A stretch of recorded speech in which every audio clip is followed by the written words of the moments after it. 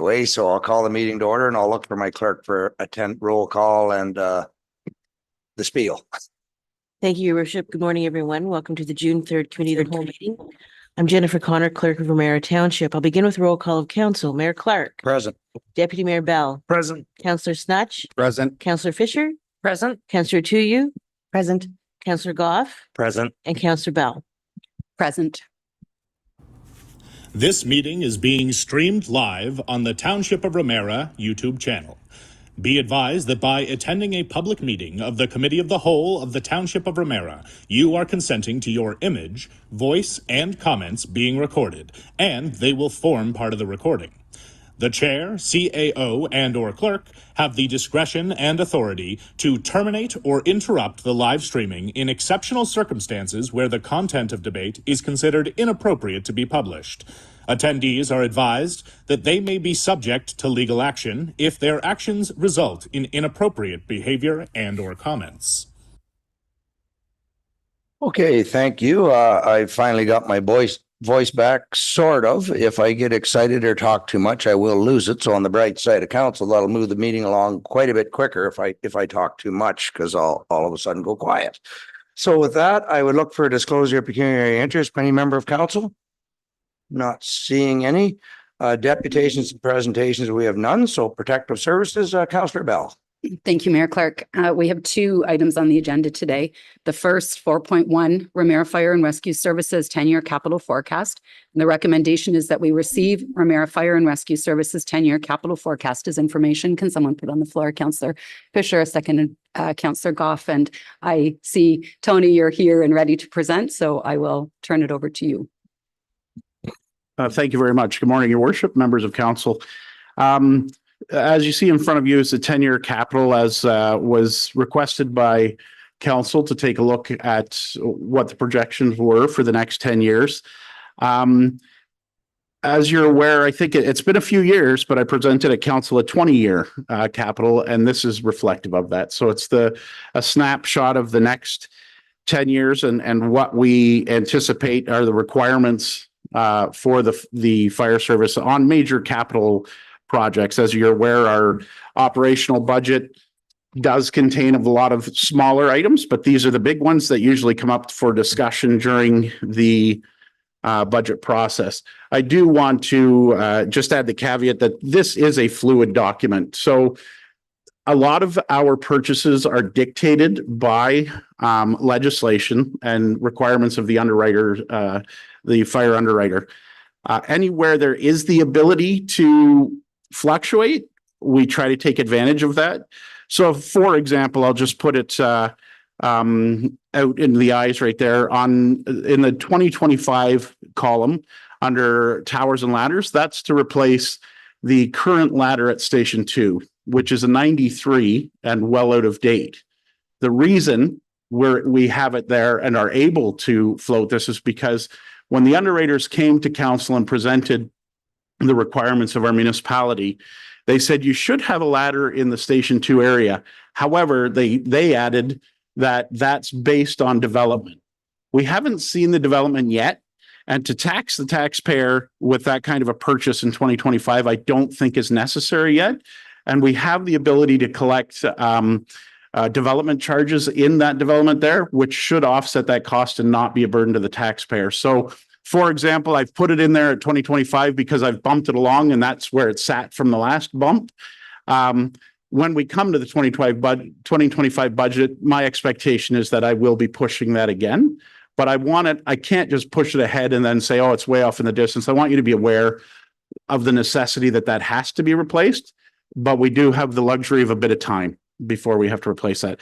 So I can go through each item there. I think it's listed and kind of self-explanatory. Perhaps the best thing is for me to take any questions or concerns with that capital. Thank you, Tony. Does anybody have questions, Mayor Clark? Thank you. That was one of my first questions, so I appreciate you getting that one. The other one is the Husky boat. I really struggle with that. Like, what's the condition of the boat? Can we keep pushing it out? Is the engine, like, you can rebuild an engine on that boat a lot cheaper than replace it, and that's a concern I have. Through the chair to Your Worship, The Husky boat, it's funny that you picked that one. That is one that I am anticipating being able to push, but it is a 1986 boat. So its age is showing. However, last year, or it might be 2 budgets ago now, we put $15,000 into the motor, redid the bearings, redid a lot of that. And I got an assessment done by the marina when it was done. And they said there's still lots of usable life in that. They wouldn't give me a time, but they said there's still lots of usable life. So I'm hoping we will have that for another 5 years. It really is a great boat. But I don't want to be held to that because, as the marina said, they did core samples of anything that was wood. They took a look at the fiberglass. But because it is fiberglass and going over ice, the pounding it takes and the fluctuation on that hull is dramatic, and we have to assess it more frequently. But again, it's landing in that column because that was when it was due for replacement. I would think at the very least we should be able to push it a couple more years because of its condition. So I appreciate that. And that one is not mandated by the underwriter. It's more of the service we provide. So that is the anticipation as well. Thank you. And on that boat, I know I think it was a former taxpayer moving away, sold it to us at half price. So they gave us a really good donation to the fire department when we got it. So I want to thank that person again. Is that anything else for you, Mayor Clark? Okay, thank you. I had the same question and comment I was going to make too, is that we know that you're consistently out doing ice rescue. Unfortunately, it seems to be a number that's high. So I think that I understand we can push it a little bit, but I also see the need for it. So Deputy Mayor. Tony, the only thing I was going to ask is about the tower, the ladder. Is that a recent quote? Because that seems a little low possibly. I just want to make sure that, are we adjusting as we go along as the years go? Through the chair to Deputy Bell, can you just clarify which date and which item? Yeah, your tower ladder, it's ST293. Yeah. Yeah. Okay. So I can speak to that. So that is the used piece of apparatus at Station 2. That's ladder 2 housed in Atherley. That $250,000, you would never buy a new one for that price. The anticipation was if we did have a problem with the transmission last year. We had to send it away and go to 2 different places because of the date of it. They don't make the parts anymore. We were fortunate to get a part to get it going. So we could be caught with the inability to fix that. But because it's not mandated, I didn't want to put in the full cost there. And right now, without the development charges, it would be a burden to the taxpayers. The usefulness of that truck is absolute and it's been proven over the years. The $250,000 would have purchased a good used with, 4 to 5 years in it. And when you break that out, the cost of that truck brand new is more like $2.5 million. That's what I thought. So I get moving forward. What is your feeling on this? I mean, I don't want to be caught without it. I mean, if we need it at some point. So yeah, just. So I rely heavily on our mechanical staff because I'm not mechanically inclined really. But they have told me that it is the truck has always been well maintained and taken care of.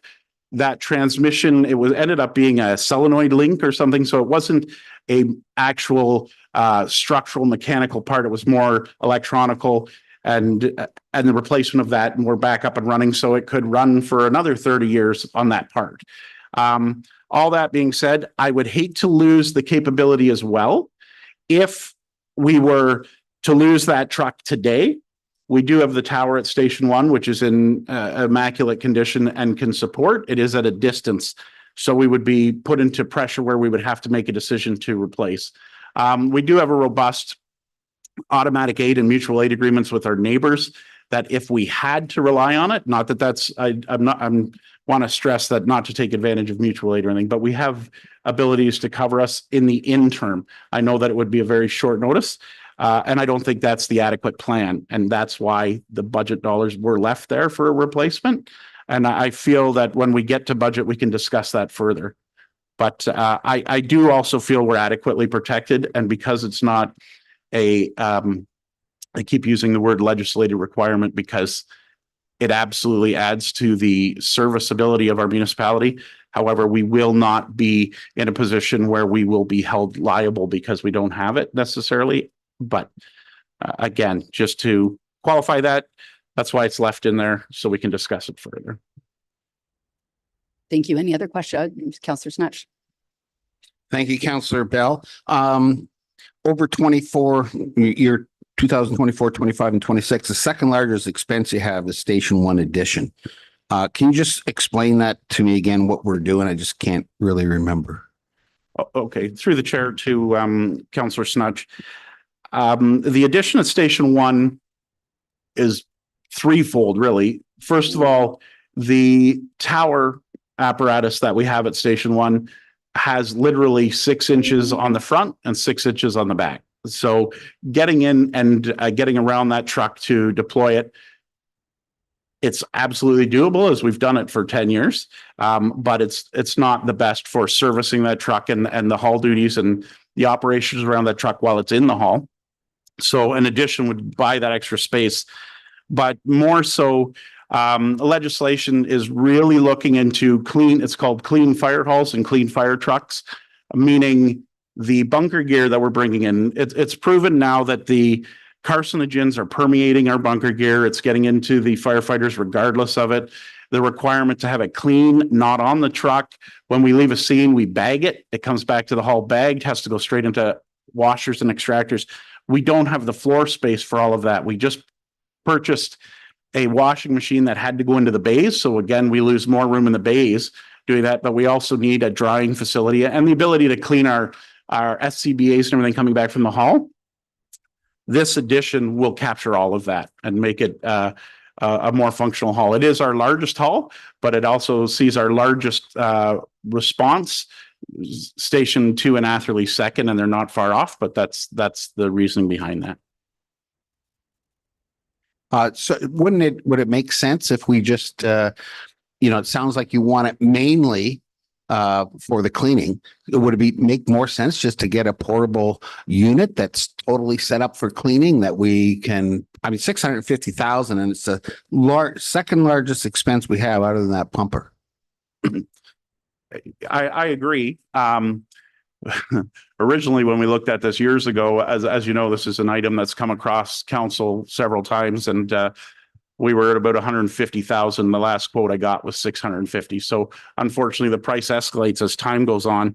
A portable unit, I don't know of such a beast, but I would absolutely I'd be interested in that. The big thing about the extractors, they spin at about 100 G. So the concrete floor has to be engineered to be able to hold that unit without it launching through a wall or whatever. And that was when we put one in at Station 2. That was the biggest consideration we had to have for it, was making sure that the floor could withstand this. So a portable unit, I've never, like I said, never heard of that. If they make something like that, I'd be interested in. I was just at the Ontario Fire Chiefs show down in Toronto this year, and I did not see anything like that, but I'm happy to investigate further. I don't know that it is an option. All right. Thank you. Councillor Goff? Yeah, I'm going to go back to that ladder truck. With mutual benefit of having mutual aid, we have Ramara First Nation and Aurelia that could actually cover off if we needed a ladder truck in the Athley area for now. Correct? And I know we have one here that can attend any sort of scene. That's through the chair to Councillor Goff. It's kind of a loaded question. Yes and no. We do have automatic aid and mutual aid, but if you read the definitions of them, it is not to offset service you're supposed to provide. It's when you've stretched your limit, then you can call on mutual aid. The other side to that is dependent where the call is the whole reason the underwriter says you need one here. It's on the ability to get it to the location where the fire is timely. Your distance from Aurelia and distance from Ramara can depend where the fire is. It could be next door, and that's great, but it could also be farther into the response zone, which doesn't allow it to meet those time requirements for response. Excuse me. There was another point there that's eluding me, but basically to rely on it might be an abuse of the mutual aid system. It is great that they're there, and that's why we build those. Oh, and the other thing I was going to mention is that under the automatic aid agreement, it stipulates one of the first lines in any agreement is that apparatus first priority is its host municipality. So if by chance there's two events happening at the same time, you may not see anything. So you always have to keep that in your mind. But that's why I did bring it up, is that it is a far down consideration, but I wouldn't rely on it for the service and protection of the municipality. Okay, thank you very much for the clarification. Councillor Fisher. Thank you, Councillor Bell, through you, Tony. Just not to throw you off, so if you need a second to not, or a moment, like not just today to answer. Some of the things that you're asking for, you're saying that, you know, they're requirement legislatively, they're different things for the underwriter. Some of these things that you have been able to move forward, for example, the ladder, is this something that could affect, we have a lot of residents who fall outside that 8-kilometer radius. So by not having something, will that further affect insurance rates on them?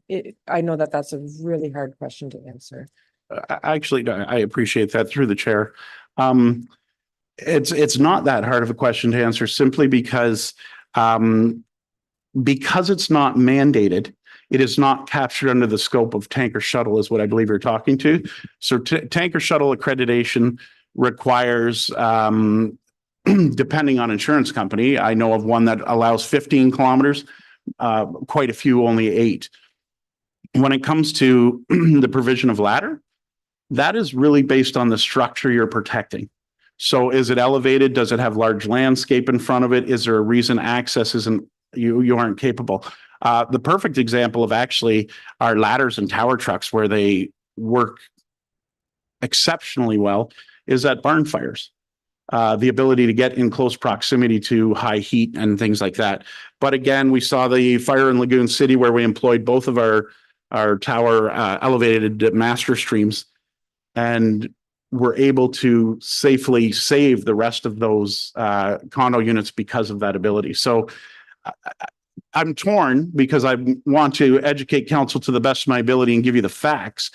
If it was a wish list, I'd be saying we need it tomorrow and we need all of this. But realistically, I believe that we can get by with what we have, because it is in good working operation, and hold out for development charges. That is my current recommendation. Thank you. Any other questions? Okay, I have just a couple of comments really. The vehicles, I'm assuming that, just is 7 years our policy that we use across the board, I assumed. Yeah. Okay. Thank you. And then my second one is, just because some of the budgetary items are prescribed by legislation and then others aren't, I just wonder, when you do the budget, if you would be able to show us which ones are legislative required and which ones aren't, just as a matter of, for the future, just it makes it easier for us to understand. Excuse me. I can probably give you a really brief clarification right now. Anything that's legislated for the fire department is an apparatus that contributes to fire suppression.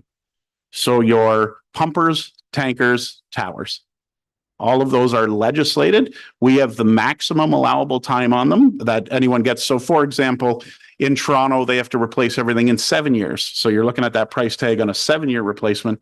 Where in Ramara Township, because of our population and our call volume, we've been extended 20 years. You can have a secondary vehicle. So if you have a tower, which we do, you can have one that's out of date to 25 years, meeting those requirements because it's a secondary. But that is pretty much the nuts and bolts of it. Everything else is set up based on municipal standard. And I was actually just talking to the CAO. For example, in 2026, you'll see Car 1, which is my vehicle, is up for replacement in 2026. And I truly don't believe that I'll need to replace it then. The vehicle is still in excellent condition. And I'm sure I'll be able to push that out a couple of years. But that's why it's a dynamic. This is based on what our setup guidelines are. But that's why we sit around the table every year and say, can we or can't we move this, and try to make it better for everyone in the long run. Thank you, Tony. I think it's a good clarification just for as well residents to understand. And I just have one thing, and it's more a comment and maybe it's a question. I was in Beaverton yesterday and I noticed down in the harbor, they have what looks like a shiny brand new fire rescue boat. And I'm curious, is that true? Because it would contribute to what's available to us on Lake Simcoe overall. So just something, to know that if there's another fire boat out there, it's just another measure of safety. So I'm just curious, is that new? Thank you, Chair. Yes. It is a new acquisition from Brock. We had a lot of consultation, myself and Chief Harrison. It is identical to our Marine 2. They really did like the boat we purchased, and it's the same boat and it's down there. So yes, gives us another piece of equipment around the lake that we can rely on. Excellent. Thank you. So the recommendation is on the floor. No more questions around the table. Okay. So all in favor? And that's carried. So let me switcheroo here. 4.2 is our next item, the automated speed enforcement update and community safety zone recommendations. The recommendation is that we receive report AMO 324 as information, and that staff continue with the implementation of the ACE program, and that staff draft or update any bylaws that need to include the community safety zones, and that staff bring forward all agreements and corresponding bylaws when they become available with respect to the implementation of the automated speed enforcement program. Can I have somebody put that on the floor, Councillor, to you, Deputy Mayor? And I'm assuming going straight to CAO Zach for this one, please. Yeah, this was more of an update on where the program is. I know we've been talking about it since the fall, and it is in progress. I will be honest, it's taking longer than I anticipated. I'm dealing with 3 different ministries trying to get approvals. And it seems that you can't sign the agreement without another ministry's approval and vice versa. So I'm just trying to navigate that with our contractor, and it's going well. It is moving forward. But I just wanted to update council why it's not implemented yet. So all the information's in the report, and I'll take any questions if there is any. Thank you, Deputy Mayor. Thank you. Through the chair. Zach, I think the only question I had is what I've noticed in a lot of the different communities that have these already in place, they're stationary. They don't move around. We were talking a lot about moving them from place to place. So does that change how we're able to do that? Yeah, the cameras we've agreed upon, and this may change because we're in preliminary stages, but our mobile cameras, I expect to obtain 2 of them. Depending how many our contractor thinks we need, but I believe around 2, and those will rotate throughout the community. Councillor, to you. Thank you.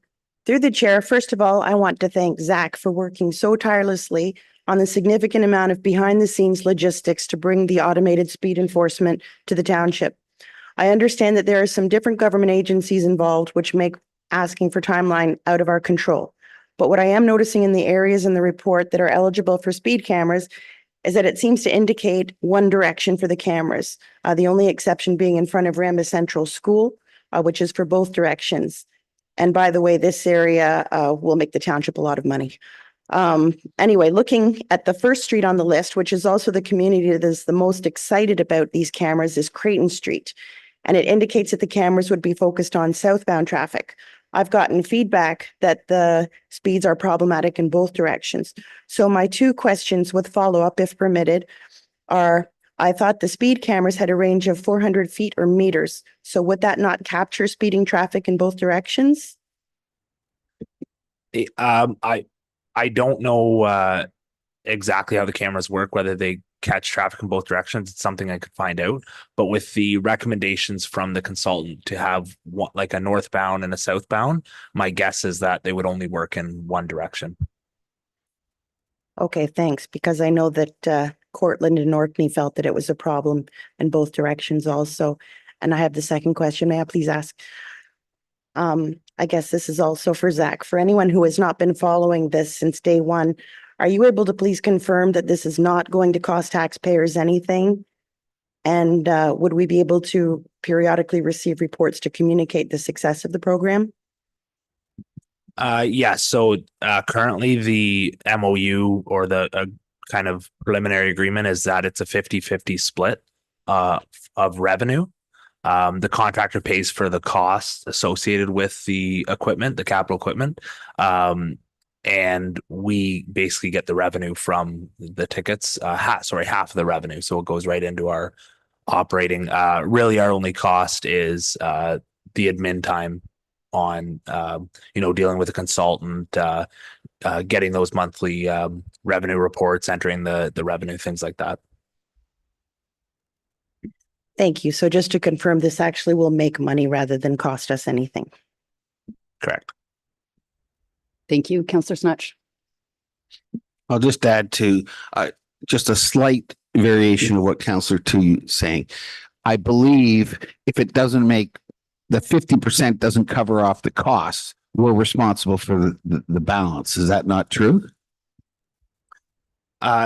Yes, we get, but the cost is all borne to the contractors. Right. So regardless, they get 50% of the revenue and we get 50% of the revenue. Okay, so there's no way we can dip into the hole. The only thing that would happen is the contractor would say, we've got to move this to another location because your law-abiding citizens never speed and there's not enough tickets being. Yeah, that could potentially happen. They like I said, it's a preliminary agreement. So we'll have a full agreement, but that's basically how it's written in the agreement now. My understanding was that we had that 50% that they covered off their costs before, but you're telling me that I'm not correct on that. Yeah, no, it covers the cost borne by the contractor, which is for the equipment and processing of it. But what happens if no tickets are issued at all? Well, one, the cost is down other than the capital, and because the consultants own the equipment, there'd be lower costs, but they would have to approach us and either ask for more money or ask for a new location. Okay, thank you.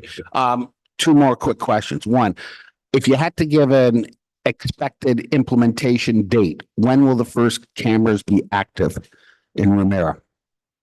I would hope by early fall of this year. Okay, thank you. Second thing, we keep in a lot of the things we've done, whether it's the expansion of the sewers, whether it's Bayshore Waters, whether it's any other thing, what I keep hearing is communication. What are we doing to make sure that everybody, not just the people on the internet, are fully aware that we're going ahead with this automatic radar? So I'm just wondering if we can have a program together where so if there are going to be objections from the public or people think we're not doing, I want to deal with that now, not the week when we start putting this in and have 150 people in here accusing us of whatever. So I just want staff to really look at a communication program so everybody in the township absolutely knows this is coming in. So for example, in here, there's a thing that we have to put up notices like 60 days in advance. I don't remember the numbers. Why not make that 120 days in advance? Why not just make sure everybody knows? So with the notices you're referring to are the signage on the actual roads that the speed enforcement cameras will go up on. And it's legislated 90 days. And typically with legislation on any notices, we like to stick to the exact period because it gets if anything ever happens and we gave one place 120 days and one place 90 days, it can be challenged. And why did you only give this one 90 days and this one 120? Okay, So that we like was to just stick an like- example, but there's many other ways that we can communicate what we're planning on doing. Okay.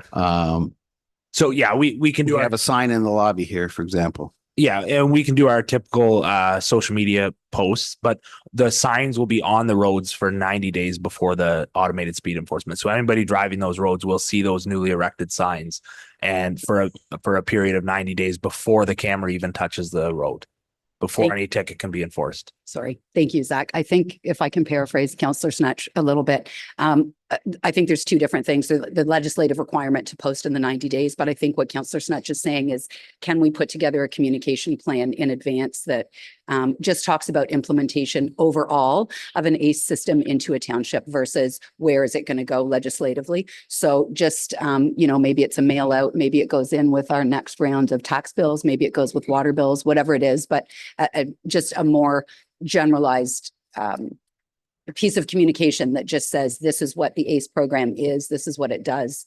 So I don't know if we want to add to the motion for an education piece if we need to, or, but is that right, Councillor Snatch? Is that That's what you're exactly asking what for? I'm saying. I don't really need a motion. I'm just hoping that staff would just, I guess we do need a motion then, do we? Okay, yeah.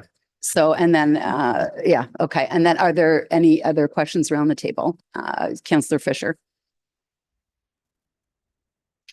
Thank you. One of the areas that we had discussed in the township, was over towards Seabright, which I know is a county road. And I know that there would need to be agreements, with the county for that, but I got really excited, when I saw Rama Central School, because of course 169 is also a county road. Does that just automatically fall in because it's a school zone, or are we still working on agreements with the county to get other areas? And I also recognize the MTO, zones that are 80 or less than 80 kilometers. So that is a really short piece of that county road, but I've also heard from residents in the area wanting to reduce the speed to 60 even further away from the store, because it's only about 3 properties before the store where that speed actually does reduce. So if council were to be able to do that with county, then that would therefore fall within the appropriate spot if county were to agree. So I just didn't know where we were with county. Yeah, so we're currently working on an agreement to enforce the ASE program on county roads. We have to enter into a formal agreement with the county, and that's mostly for legal purposes. We've tentatively got permission, but in order to charge somebody on a county road, we need the authority to do so. Any school zone is already a community safety zone. So currently we're just working in the existing community safety zones. If we were going to add more to county roads, that would have to be done at the county level, a community safety zone. So we would have to approach them. But my suggestion would be to we have a lot of community safety zones now in a lot of schools. I would start with those, and maybe we can see to add more in the future, or propose the county to add some on their roads. Through you, thank you. No, I appreciate that. Like, I'm not suggesting by any means that it would be first when we only have 2 cameras coming in a lot of areas that we need to address, but just moving forward, if this is a program we're going to continue, that would be something I would hope that probably at this point by next term, would council would still consider looking at. I saw a few other hands pop up. So Councillor Goff. Thank you, Councillor Bell. Zach, I know in the news now, it's been like in major cities where the cameras are being vandalized.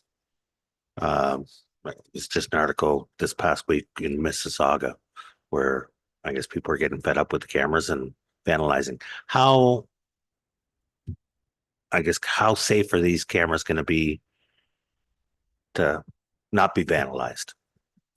It's a real problem with the original proposal was to have a security guard at these cameras 24/7, and I didn't think that was practical from a cost perspective.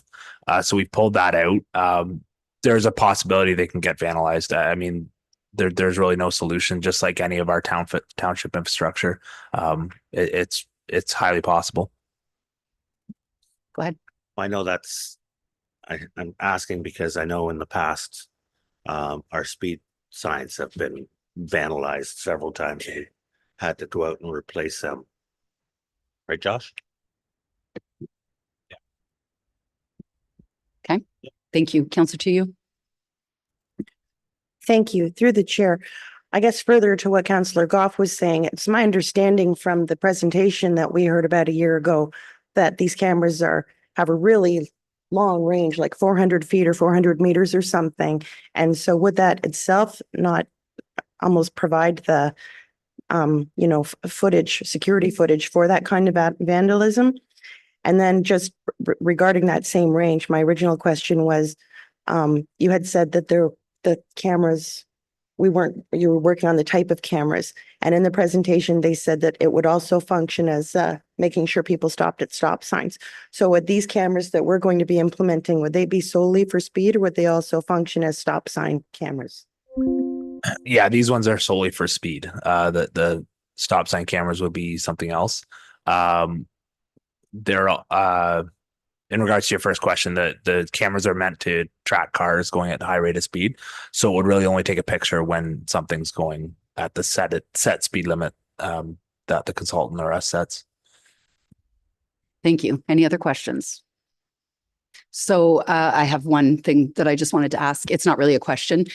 Just, is it possible that when you're doing the completing all the community safety zones, you could give us like an overlay map that shows us where they all are in the township so that we get like a global kind of view? Yeah, there is one on GIS. There I is, just don't okay. know. Is it public, Josh?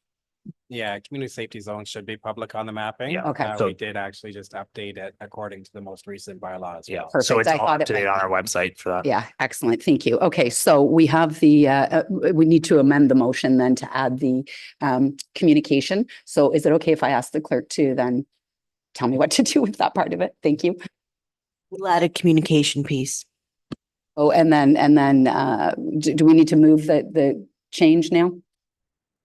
Is Counselor Tuyu and Deputy Mayor Bell in favor of the adding the communications piece to the motion? Thank you. Okay, so all in favor? Perfect. Thank you. So is there any unfinished or new business around the table? No, I'm seeing none. I do have one, but I'll pass it back to you, Mayor Clark. Okay, so you have one to add, then go ahead. Thank you. Mine is actually just a question and it's more of informational purpose. So I've had ongoing conversation about that stop sign in Lagoon City, which is already as big as this room. So it absolutely floors me that people still continue to drive through it. But I actually did sit and watch myself and numerous cars just fly right through. So the big stop sign is not solving the problem. So I guess my question is, and we have talked about this a little bit, but I just want to, so that in the public domain, if the community were to want to put like the flashing red light on top of the stop signs, what does that look like? Do they purchase it? How much agreement do we need from the community that they would be willing to pay for it, to implement it? What it would be the timeline to have it implemented? Just a general understanding for people so they know what that looks like, that program. I've never done that before, so I'd have to look into the process of it, but I'm assuming it'd be a petition that would come to council and then council would decide if we want to move forward. The cost of them, they're about $3,000 per light. So there'd be 3 at that intersection with 3 stop signs. So you're like about $10,000. You probably could do an area capital charge, I'm assuming, for it. Possibly. We'd have to look at it to confirm. Typically, those lights are put in at intersections with high probability of accidents. It's a accident prone intersection. I don't know if there's been too many accidents there. I don't know if there's been any there, actually. So we'd have to look at that history of if there's been accidents there. We currently the township only has 1 intersection with those lights. And they were as a result of a fatality at the intersection. And it was the Crown that made the recommendation to the township to install those lights. So they were put in like 3 years ago. It's the Ramara Road 47 and Concession A at the go-karts there. Counselor Bell, when you were sitting there, were they going through every direction? It's usually the northbound, isn't it? That always seems to fly through it. Yeah, it's usually the northbound. I wouldn't say that. No, you know what? It's the southbound too. Actually, it's not typically when they're coming off of Poplar. Right. It's in that north-south direction. But it is really an ongoing problem. And the people that live at the closest condos in 81, they are reporting it just nonstop. So Yeah. I don't know what else to do other than we can't put a bigger stop sign there. It's already as big as you could possibly place. Actually, I'm Chair and Dave, but no, I'm with you. There's something there. I don't know what, I've almost driven through it myself. Yeah. And I know it's there. We've discussed it so many times at this table and I don't know what the solution is. I mean, we've even tossed around the idea of removing it, that stop sign. So now it's just a throughway. At least the people coming down Poplar know they have to stop because Councillor Snutch, do you have anything to add? Like, I don't think the locals should have to pay for it. I think it's a problem. Well, that's exactly what I'm trying to just ascertain is what is the situation when you bring something directly into a community like that? Who funds it? And then I didn't know if there was a legislative requirement that said you just can't go ahead and place these kinds of things. So I just want to get a sense of it so the community can kind of understand what other options we have for them. We can't use speed bumps along Laguna Parkway, and we know that. So we're quite limited. If we've already put the big sign in, we can't put an overhead red light because we're moving boats. So I just don't know what else to recommend to solve the problem. Councillor Snutch, did you want to add something? Yeah. Oh, sorry, I'm not chair. Oh, we're handing back and forth. No biggie. Go ahead, Dave. Thank you, whoever. I'm wondering, like, it's mainly locals. There are a lot of tourists in there, but, you know, on the weekends and in the summer, but I'm wondering if people see the sign and choose to ignore it, and whether or not the locals just decide, because the chances of anybody coming off Popular is so thin, well, it's random, that they go through it anyways. They just slow down and go through it. I don't know if it's a visibility problem. I think people just decide they don't want to stop. I don't know. I've almost gone through it and I'm heading to the community center to speak and it's right there and I've almost driven. I don't know what it is with that area, whether there's sign pollution. It's an easy one to miss. I don't know why. Councillor Goff. Sorry. Thank you, Mr. Mayor. Yeah. No, he's looking at me. As you said, I've almost driven through it several times, but usually it's coming from the water treatment plant or the sewage treatment plant. Okay. And I don't know why I catch myself. I've never driven through it, but I've come close. I think basically we need more enforcement down there the OPP are down there regularly and make that an area where they, sit for a couple hours every once in a while. It would catch and make people more aware. I got everybody's hands up, so I'm going to come right down the table if that's okay, Councillor, to you, and then I'll come right down the table. Please let me know if this is better saved for unfinished or new business, but it seems very similar to the stop sign salad we're talking about. There's a problematic stop sign, salad, at the Portland Balsam, and I had sort of thought about a similar thing, the flashing red light on a stop sign. And I know we've talked about this, Josh. And again, if it's not appropriate at this exact time, can we talk about how that's going? Well, very quickly, then I want to get back to Thanks. the one in Lagoon City. Yeah, so that sign, it's not the 4 foot by 4 foot sign at that intersection. It's the medium one. They're 900 millimeters by 900 millimeters. So it's one step down from the sign that's in Lagoon City. We were getting the two-way taps put on to those signs. We're just waiting for them to come in, but it's similarly the same idea there. It's one direction typically is always being run. We could put lights on. It adds visibility to it. It doesn't make anybody stop either, though. It just adds more. I would think that one might be being purposely ignored by people going through. They don't see a car coming, so they just keep going and so. Councillor Fisher. Thank you, Mayor. Through you, Councillor Bell, when you sat and observed that day, were people just continuing or were they like slowing down and choosing to ignore? Go ahead. Thank you. That's what I was actually going to say, to Councillor Snatch's point. Yeah, no, it's not a question of do they slow down and then advance. They don't even begin to slow down. And you can't tell by standing on the road whether someone is speeding or not. Obviously, I'm not a human radar machine, but you can intuit by the speed sometimes that they are certainly would appear to be way over the speed limit. I have stood there when a car has done like a burnout and then made its way down there. So in order to do that, you're going a heck of a lot more than 40 or 50K. So yeah, they're definitely not stopping or slowing, sorry. Okay, Deputy Mayor. Yeah, I think my question was the same as Dave's, but I think you've answered it now, is that it's not behavioral, it's definitely something to do with the sign. So I don't know if writing, stop on the ground is going to help. I don't know if lights going to. I think that maybe look at taking the stop signs out. Unless it's there to slow people down so they don't exceed the speed and it's just a slow down point for everybody. I don't know, but might be the easiest solution. I would also want to look, if I can add, and then I'm going to go to Dave and then back to you, Sherry, is like the sign pollution in the area. I don't know do you notice it bad, Josh? I don't know what's about that corner. No, I actually just pulled up the Google image for the road there, and there's a few no parking signs. There's a stop ahead, same as Balsam. There's stop ahead, and the stop sign. There's nothing in between. Yeah. So. Yeah. Dave, I think you had your hand up. Yeah, well, I was going to say, obviously the locals know that the sign's there. So the people that are going through, we're saying, are basically tourists, because I'm sure everybody in Lagoon City knows the sign's there. The other reason I think that intersection is hard is because when you come down that road, the first thing you do is your eyes gravitate to the left because there's something interesting to see over there. It's sailboats, it's a community center. There's nothing. So you get pulled that way. But maybe some of the things that Deputy Mayor Bell said, maybe stop sign ahead, maybe put stop on the roadway. But yeah, that's all I've got. Zach, did you have a comment before I go back to Councillor Bell? I was just gonna say, maybe Josh can look at the intersection and come back with some solutions. And then it can be discussed at that time when he's got a list of maybe some ideas that he's used at other spots or other municipalities. Yeah, because this one's an ongoing. So yeah, go ahead. Yeah, no, I was going to say, and I don't really think it's tourists. I mean, there's the Lagoon City is residential. So it's either a marina where the people are lease their slip for the season or own their slip for that matter.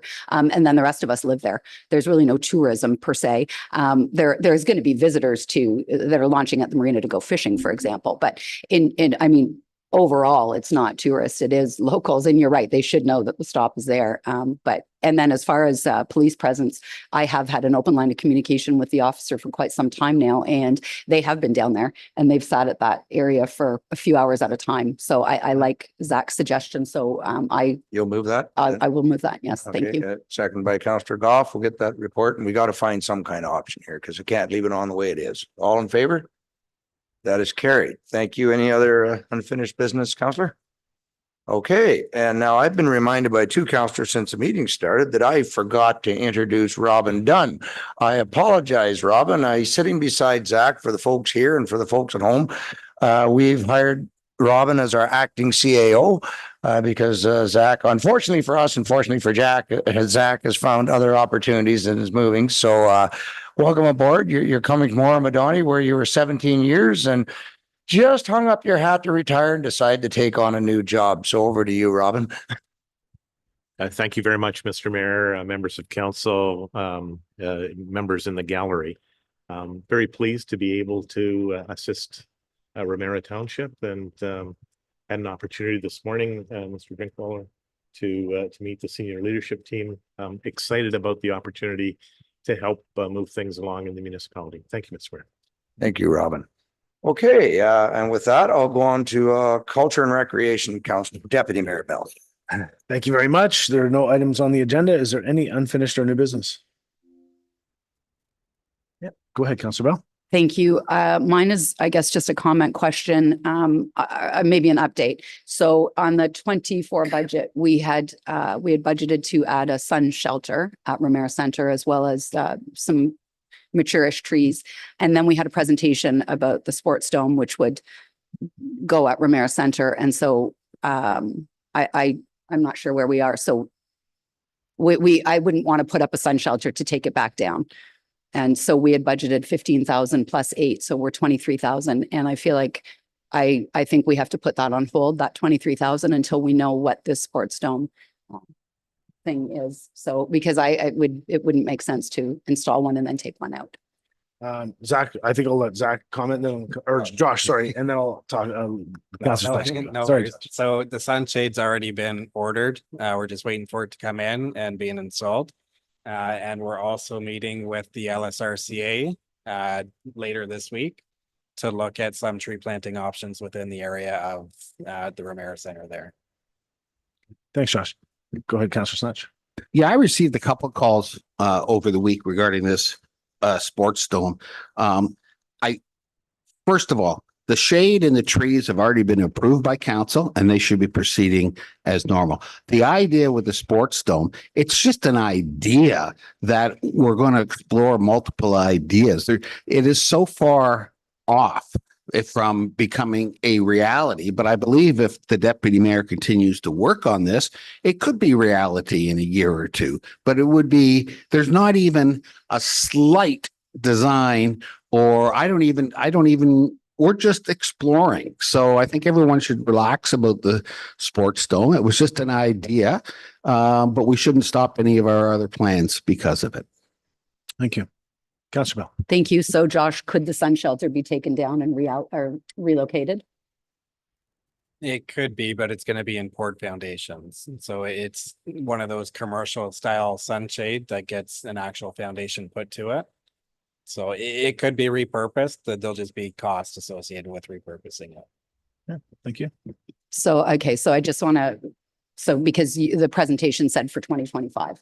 So I guess my motion is going to be that we've purchased it. That's fine. It doesn't mean we need to install it. So I think I would want to hold off installation of a sun shelter until whatever, if this sports dome is coming back to 25 budget discussions, for example, because it says 25 in the presentation, then I don't want to install a sun shelter at cost and then remove it at cost. So Sure. I would want to just delay the installation until we know what the intent is with the sports dome. Yeah. That would be my motion. I think I can, well, before we go on with the motion, I think we can comment on that. I think we're just exploring ideas right now, Councillor Bell. I don't think there's any intent of building a sports dome anytime in the near future. I think what I was asked to do is just champion this and look at every option we have. We've looked at Bradford. They've had a similar partnership with a community group. This was one that was already here. They've actually been working with another municipality to build one. And I asked them to come out to present to us before they made any final commitments. It isn't anywhere near it. I don't think we entertain it beyond just receiving it as information. So I don't see any reason to delay putting the sunshade in at this time.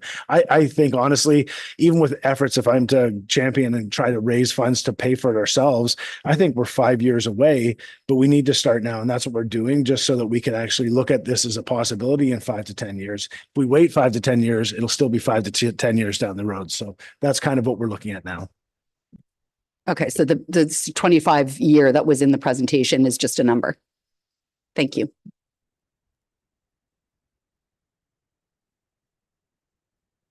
Okay. Any other items? Okay, thank you. Back to you, Mayor. Okay, thank you. And next I have Environmental Services, Councillor to you. Thank you, Mayor Clark. There is one item on the agenda today, 6.1, Bayshore Village Effluent Application Rate, ID 2524. Recommendation that we receive report ID 2524 as information. Can somebody please put this on the floor? Councillor Goff and Councillor Bell. Thank you. Before opening it up for questions and discussion, Josh, did you want to speak to the report? Yeah, I can give a quick synopsis on it. So the last committee meeting, we were asked to look at what we're spraying on at the Bayshore spray fields and what we have been spraying on in the past a number of years. So we went out, we looked through everything, and there is some areas that haven't been sprayed on. The southeastern corner, when the pipes were replaced back 2018, 2019, southeastern corner was never hooked back into the system. We've been working with Aqua and we're looking at getting that put back in this year. There was a thought, if we couldn't use the existing piping, just take some piping from some other areas within the fields to move some spray around to make it more appeasable to everybody. But we were able to reuse the existing pipes that we have there and just tie the system in. So we're using more of the overall system. Going through this, we did realize we're only really using about 20.5 hectares versus 26, what's in the EA. So there is a chart in the report. I did go back to 2020 to figure out the application rates. So those rates did increase quite a bit. Even though they did increase, we did have regulatory relief for a few of those years. So we are over our 55 cubic meters per day, but we did have the relief to allow us to spray the additional material there as well. So we're working towards getting as much utilized this year as possible and working within the EA requirements that we're not overspraying, we're not oversaturating, and we're following the ECA that we currently have. So Thank you, Josh. Does anybody have any questions on the report? Mayor Clark? Well, it wouldn't be doing our job if we didn't want to know why the 3.7 hectares, because I did the rough math. That's over 14% of the field we weren't utilizing. It's almost 15%. And when you take the 71 meters per day that we spread, it brings that number down to 60, much closer to what our compliance actually is, had we been utilizing. So this is the south field And it's the northeast corner of the south field we weren't spraying on, or the north field? The southeast corner, so where side road 20 kind of Yep. has the big S bend, there's those two sides, one's right in front of the ponds. Yes. And the others on the other side of side road 20. So it's the other side of the road we weren't spraying? Yes. Yeah, because I didn't even know that we had spray fields on the other side of the road, because I've never seen them in any time I've gone by. Yeah, so for some reason, when they replaced the piping, they were taken out of commission with the previous director of the department at that time. Prior to Aqua. Yeah. All right. Prior to Aqua, yes. Go ahead, Councillor Snudge. Okay, so, I don't know how to really say this. I don't want to get anybody upset, but you're telling me from 2018 or 2019, there was a significant portion, or 10%, what did you just say? 14%, that was broken. I knew nothing about this. I'm just trying to figure out if I'm not listening or council didn't know, because I think that's did you know they weren't working? When I looked into it, I didn't know. Prior to this, I didn't know. I've known for the last year or so, but it was, the explanation I got was the system didn't tie into the existing system when it was changed. When the pipes were changed over. Okay, I'm just shocked that wouldn't be into something that Aqua would have brought to us, or somebody say either hook the pipes back up or change your calculations, but this is all just brand new news to me. My second question is if you have a square and you have a circle in the middle, obviously the corners aren't being sprayed. Yeah. How do you have to count those corners in your spraying, because the water it would flow out into those corners, or how does that, because I saw the pictures of the green circles. Yeah. And those, you can see the corners, but is that important, or do you measure it just where the circle is, or do you measure where the whole square is? So the measurement we did was the whole square, because the water does permeate out from that spray circle. It is all allowable spray area. There may be some aerosol drift that goes into outside of that circle that goes into that overall area. Okay, but that's a standard procedure then, would be to measure the corners in Yes, the, yeah. okay, thank you. Go ahead, Councillor Bell. Thank you. So my question's a little bit different. We hauled 55,000 cubic meters of effluent in 23-24. So I look at two different numbers. So the report says that we did not spray 3.71 hectares, but then the difference between the 26 and the 20 point whatever is actually 5.466 hectares. So I don't know which number I'm supposed to do the math with.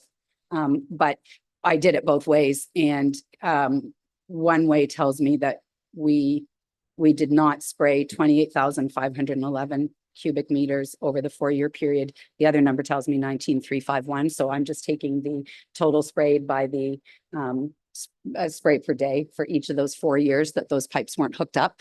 And so what I'm arriving at is that something like half of the effluent we hauled, we wouldn't have needed to haul, and therefore we wouldn't be having people pay such an massive price for hauling. So I'm kind of concerned about that, because I look at that and then I look at I&I and I say, well, we wouldn't have had to pay $700,000, and that $700,000 is coming out of the pockets of very, very few people at this point. So I guess it's just a comment. You can't answer a question really, but I have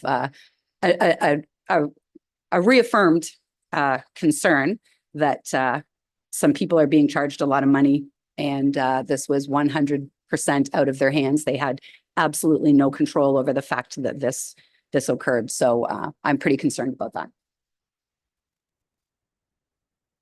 Does anybody else have any questions? Okay, I have a quick question, or a couple of questions. I guess it's sort of related. Do you know what the status is on the I&I for the properties that were not compliant and that we were trying to gain access to try to reduce the load? Of those properties that weren't allowed access, we are going to be reaching out. We don't have a time frame right now, but we are reaching out to them to try and grant access. Some of them, there was a few that just denied access, but there is a few that weren't home or were away on vacation. So we're working through those ones to try and get access to verify the some pumps. So Thank you. Yeah, because as we know, one dripping tap or leaky toilet can add up to a lot. And then the other one, this might be a dumb question, but when do we actually vote on these options that have been presented to us? Like, when can we start moving towards a solution? So with the EA, it's open for public comment right now. It's 2 weeks after the PIC, so there's one more week of open comment. From the closing of the open or the PIC, the engineers are going to compile everything. They're going to do a final report. We're hoping to have that report at the next committee meeting, the July committee meeting, for you guys to review and then make a decision which way you want to go. From there, we'll do the final report to the MECP to see if the MECP is on board with the decision that has been made. And at that point, if everything's on board, we start engineering construction. So. Okay, thank you. Is that it for the questions then on this? Okay, so let's vote that council report ID 2524 that we receive as information. All in favor? That's passed. Is there any, is this for unfinished or new business? Oh, go ahead, Councillor Goff. Thank you. I believe this has been an ongoing issue with water in Bayshore. But I believe Deputy Mayor's been involved with this earlier in the year of discolored water. And residents that have reached out to me now that I'm on council and representing Bayshore again have brought this forward to me they really don't like the answer that they're receiving from Aqua or the municipality and saying that the water has a high iron content. It's only treated for and chlorinated. I think if you're on municipal water, you deserve to have clear drinking water. So I don't know if there's something that we need to do in order to make that happen. So in Bayshore, it is a high iron in the water. The only way to get rid of the discoloration is additional treatment. Additional treatment is additional costs. So we could come back with a report. Essentially, to get rid of the discoloration, we're going to have to do some engineering investigation to see what possible solutions could be to reduce or remove all discoloration in the water. Typical reports for that range $10,000 to $30,000 just for the report. And that's basically giving a recommendation of what the treatment could be. I could bring something back at budget time for 2024 or 2025, sorry. And then we kind of go from there, or there's not really any additional money this year in engineering or anything to start the process now. Unless there's a motion to just do a estimate. I have a follow-up. Oh, sure. And also I think a lot of the residents in Bayshore that are having this issue, I know they're following the proper procedure. Anything water is going to Aqua, but there still hasn't been a timely response. So I think that should be noted. Could it be just as simple as the lines need to be flushed out more often? So we typically do a 3 to 5 year rotation for the flushing that clears out any sediment built up in the lines. Now with the I&I investigations last year, every line was flushed out. So we could go to a more consistent schedule for flushing, but again, that comes with additional cost as well. You know, but if it's an issue with having discolored water. Yeah, but it's just discolored. I know discolored water is not something anybody wants to see, but the water still is tested. It's still potable. It still meets all requirements for safe drinking water. So. Sorry, just to respond quickly to Councillor Goff, if it helps any, I'm on water. And so I've got a water softener, which I purchased myself. And with that, you can opt to have different filters to, screen out different things, chlorine or iron that, and it does help a little bit. But go ahead, Councillor Fisher had lined up for a question. Thank you, Councillor through you to Josh. So I really haven't said much about it this term, but I don't know if people remember from last term, I do have a background in water treatment. Are you aware of what type of iron is in the water? Because there are some solutions, like Councillor to you was just saying about having a large system in the home for iron removal. But depending on the type of iron that is in the water, perhaps some of our treatment is actually causing the discoloration of the iron when you oxidize water with chlorine or different aeration systems. It can actually bloom, so to speak, certain types of iron. So I'm wondering if you know, just with the difference of the lake levels and where we draw the water from for that area, if perhaps there has been a change in the water. So maybe we do need to reevaluate how we treat the different things in the water, because there might be, that could be causing some of the discoloration is actually the treatment of, depending on the type of iron that is present. Yeah, that'd be part of the engineering investigation to determine the type of iron and possible forms of treatment. So I don't know off the top of my head what kind of iron is in the water there. But I'm sure we can find out through aqua testing. Just a quick one, I mean. Yeah. Thank you. Yeah, no, and again, I'm not trying to scare anyone, but the type of iron that I'm referring to is actually called bacterial iron. There's no bacteria in it. It just reacts in a similar way where it grows. I have bacterial iron in my well, and so I just have to do different type of cleaning techniques to make sure the staining isn't in my shower curtains and different things. But also in the tank of my toilet, you can really see it happen there. So not to use the word bacterial in an alarming way. It's not bacteria, but just the way it grows and reacts when it's oxidized. Just quickly to respond, there's a whole lot of people with kind of red hair at the north end of the township, whether they're on water or not, that indicate that iron is a problem in the water. Go ahead, Councillor Snutch. I just put something in to replace an old iron tank and just for one house, it was like $2,000 for this big 6 foot tall thing with iron in it. So a question, but you're saying that basically 20 to 30,000 just to get an answer of what we could do before we actually do anything? Well, isn't Aqua like experts on this stuff? Shouldn't they be able to? They may have a recommendation, but to be able to fully treat the water to remove all discoloration, there'd be a report that typically would come from an engineer to say, this is what you have and this is what you need to remove this. I like to start with Aqua. Now, question for Councillor Goff, because I don't know. Is this something that's happening 365 days a year, or is it just happening in the spring or the fall? From what I've heard, it's usually over the course of the winter and in the springtime. Thank you. But I believe there is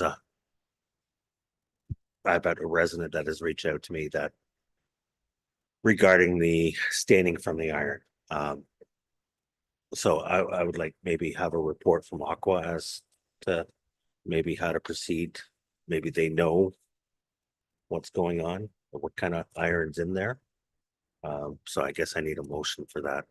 I'd like to put a motion forward with somebody. Yeah, and pictures would help too. Yeah. I'd like to know if we're talking about a slight tinge or we're talking like something unbearable that you're not going to get in the bathtub if it looks like that. Yeah, no, we'll look into it. And I was actually just texting Aqua as we're in the meeting. So in the last month, they've had 3 calls come in since the rate increases. They've gone back to all 3 of those. I know there's been a few that came in through our portal. They may not have been replied to, but we'll follow up with that as well. So.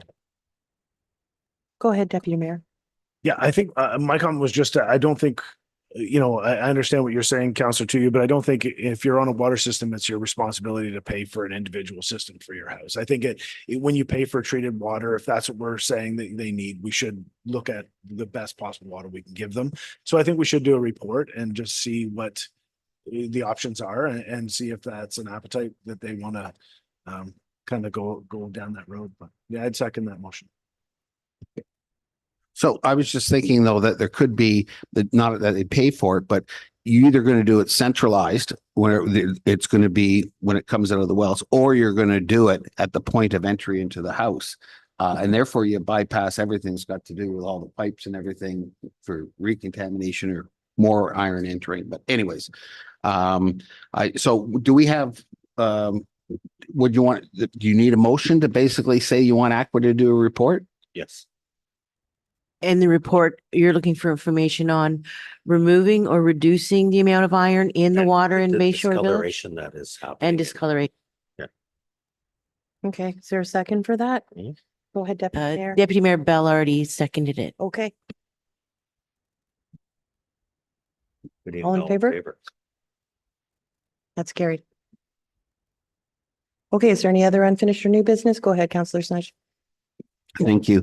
I read in the paper over the weekend that Ramara was in a new experiment or testing, I guess, for composting in multiple residential buildings, and I'm not aware of it. So I read the article and think, where's this test going in Ramara? So I'd like to refer that to our Tewan County.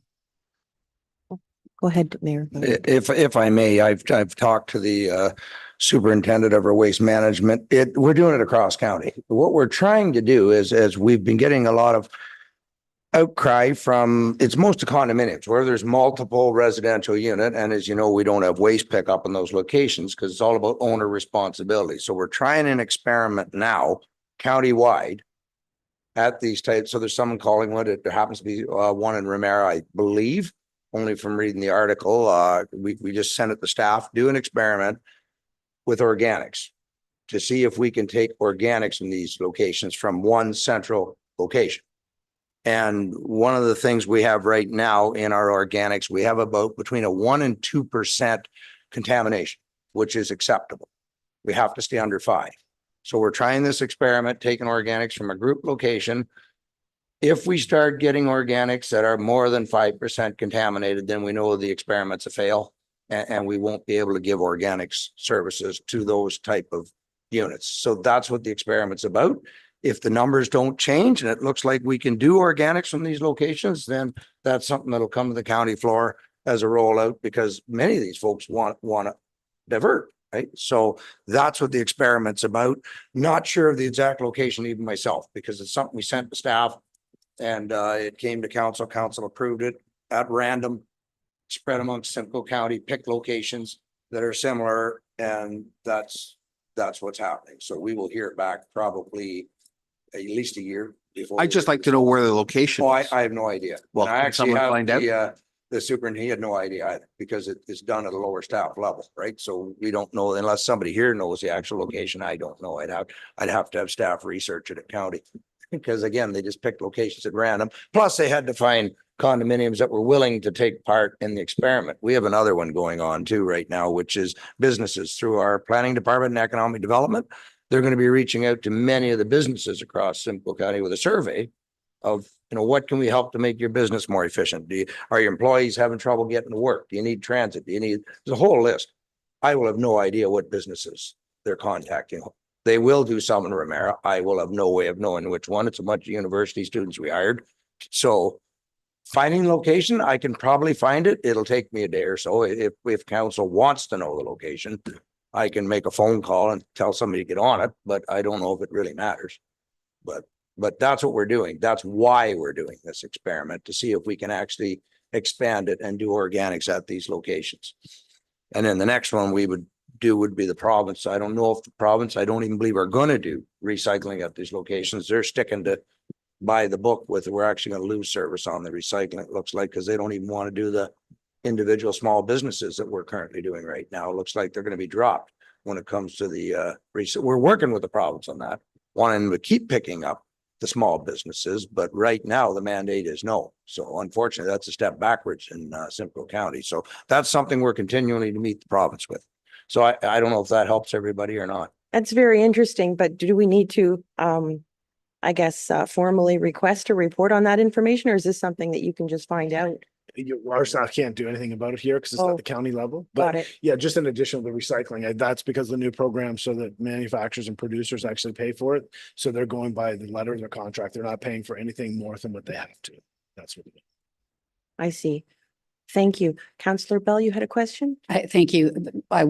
Was bringing that, but actually this is under transportation. So it's not under environmental if you go into the portfolios. So I would have brought it under transport. So I just want to make sure that it gets captured properly in the agenda. So it shouldn't be being discussed here. So I just want to point that out. The second thing is obviously I have all the condos. So I'm going to want to know when this is happening and how it's happening so that I can work with the people in Lagoon City so that they understand. So if we can find that information out and then it gets to me sooner than later, that would be helpful. And then the next piece of it that I want to add is the whole question around organics is the weight, right? And then taking that wet matter and then the gases at the landfills. And we did have the food cycler presentation, which is moved to budget for 25.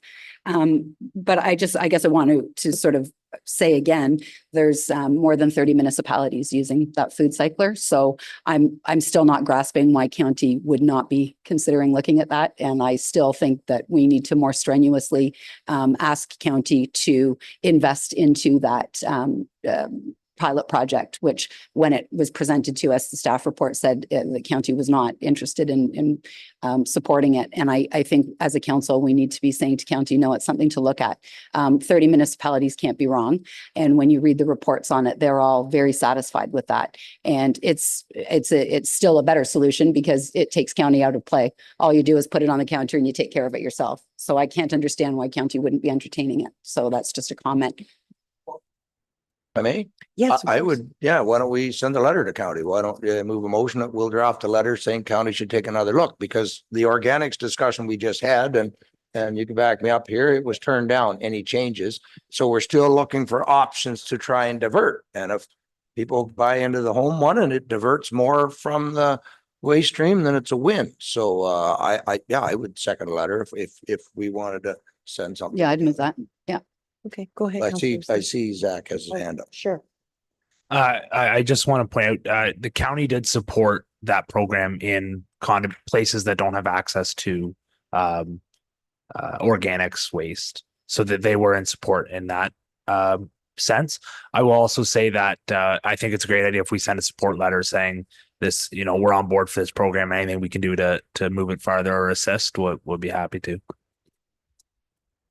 Sorry, is it okay? Go ahead. Follow up. I thought that though they were supporting it, but not with money. They were saying, go ahead and try it, but we're not going to give you any dollars toward it. That's what I thought I remembered. Yeah, sorry. The report really didn't go into financial contribution, but it more went into they didn't support implementing an organics project when they already had county services, but at places like condominium units, they don't have the organics pickup, so they'd be in full support of this program. Okay, sorry, but you're still not saying, are they going to pay for it or they're just supporting the idea? No, they're in support of the program, not going to pay for it. Right. So our letter would be like, we want you to pay for it. That's what I'm getting at. Yeah. Okay, so should we have a motion then for this letter? Okay. Yes, and I would second that. I would say the letter's in good timing because they're doing the experiment. So we would say as option 2, if the experiment doesn't pan out, why don't we look at this? Because if we can actually do organics in those locations, that would be the better. So. All right, perfect. All in favor of that then? Oh, So Sorry. in this letter that we're writing the county, that we're asking them to review the food cycle program, that we support the project in the condominiums and request their financial support. Is that correct? Thank you. all right, all in favor? That's passed. Any other unfinished or new business? Councillor Snutch? I just want to back up a bit. Councillor Bell, you said that this should be under that the composting should be under transportation. I just don't get that. I just read the portfolios and that's where waste removal falls under transportation. I guess Interesting. because it's an infrastructure thing. Okay. I guess the other thing, and I guess it's under environment, maybe not, but confused. We talked a long time ago about getting programs like this, but set up for Lagoon City and Bayshore, where we could talk about having low flow toilets and aerators on the tops to reduce the amount of. Is that report coming to council? Have we done anything about that? Yeah, I'm still working on that report. So it is on my list to get the report in, but Okay. yeah, I'm still working on that. Thank you. Any other unfinished or new business, Mayor Clark? One, yes, if I can find out that address, I will get it to you. I'll call you directly. The other one I had, I want to draft a letter to Aqua. I need to know why for 4 years we weren't using part of our spray fields. Like, I understand what went on in the past. There's a reason why we went to Aqua in the first place, because we knew we had issues within the department.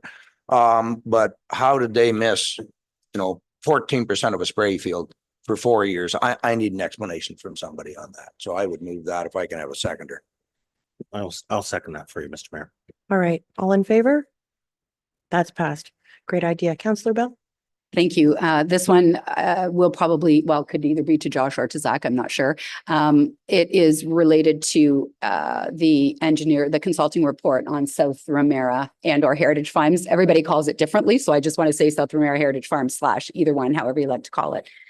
So the motion was carried approximately 2 years ago, and I know it takes time to do the engineering report. So it's not a negative. It's just I can only tell one person at a time when they phone me. So if you can just put an update out there that talks about where we are with that report for upgrade or expansion, so please and thank you. Yeah, we could put something out. It's in draft still. We're still working through the draft, but we still have to finalize it. We're planning on finalizing it this year. So. Thank you. Any other items to finish or new business? All right, back to you, Mr. Mayor. Yeah, I was going to suggest, why don't we take a break till 11 o'clock? I'm having trouble seeing it with the glare, and we've been at it for a while here. Thank you.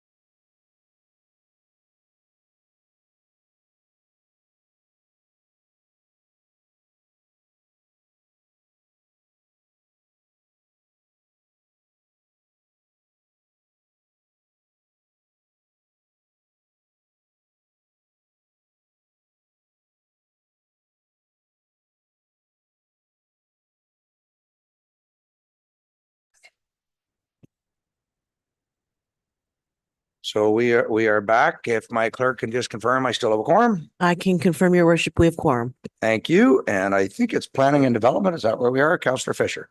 Thank you, Mayor. It is me. So we have a recommendation that we receive report BP 2024 dated June 3rd, 2024 regarding the proposed draft 2024 Committee of Adjustment Procedural Bylaw as information, and that the 2024 Committee of Adjustment Procedural Bylaw be forwarded to the June 24th, 2024 meeting for council consideration. Can I please have somebody put that on the floor? Deputy Mayor Bell and Councillor Goff. Oh my goodness, this is going to be a challenge for me too. I don't know if Carissa's here and wants to speak to it, or if we should just go directly into questions. We can go into questions if anyone has questions, yes. Okay, excellent. So I know that I have some questions from Councillor Tuya. Thank you, Councillor Fisher. Through the chair, regarding section 2.2.3 and 2.2.4, while I understand not being able to discuss the matter with the applicant, is it not beneficial for members of the Committee of Adjustment to discuss it with other members of the committee while on site or privately to avoid potentially offending the applicants?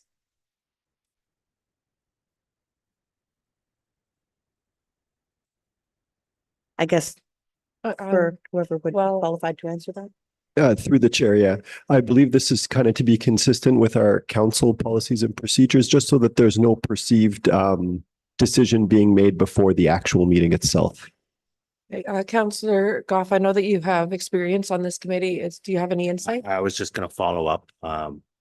Like I know the Committee of Adjustment, we don't all go at the same time. It's individual, right? You're not supposed to, you say, introduce yourself to the applicant, telling them who you are and why you're there.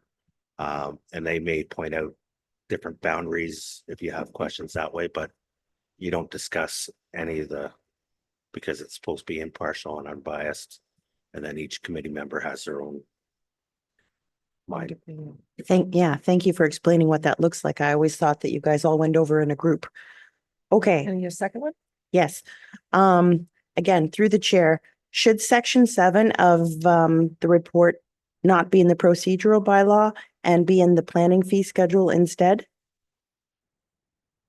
Just scrolling there. For the entire section 7, you're asking? Yes.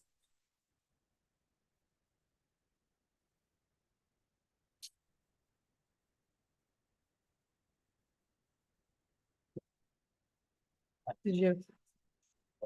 Oh, through the chair. I think the procedure on how we administer the fees and how we refund the fees and process them is appropriate in this document, but the fees and charges themselves would be scheduled either in the planning fees or hopefully in a comprehensive municipal fees and charges bylaw.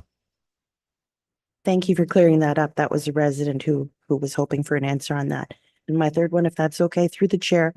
Section 7.2.5 states that the Director of Planning has the authority and discretion to make any amendments to section 7.2.3 of this bylaw. Should this not be council that has the authority to pass and amend bylaws and not staff?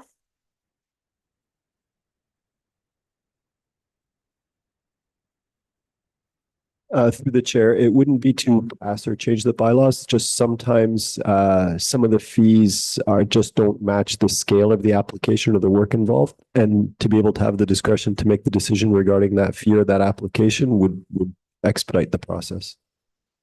Thank you. Okay, Councillor Snutch.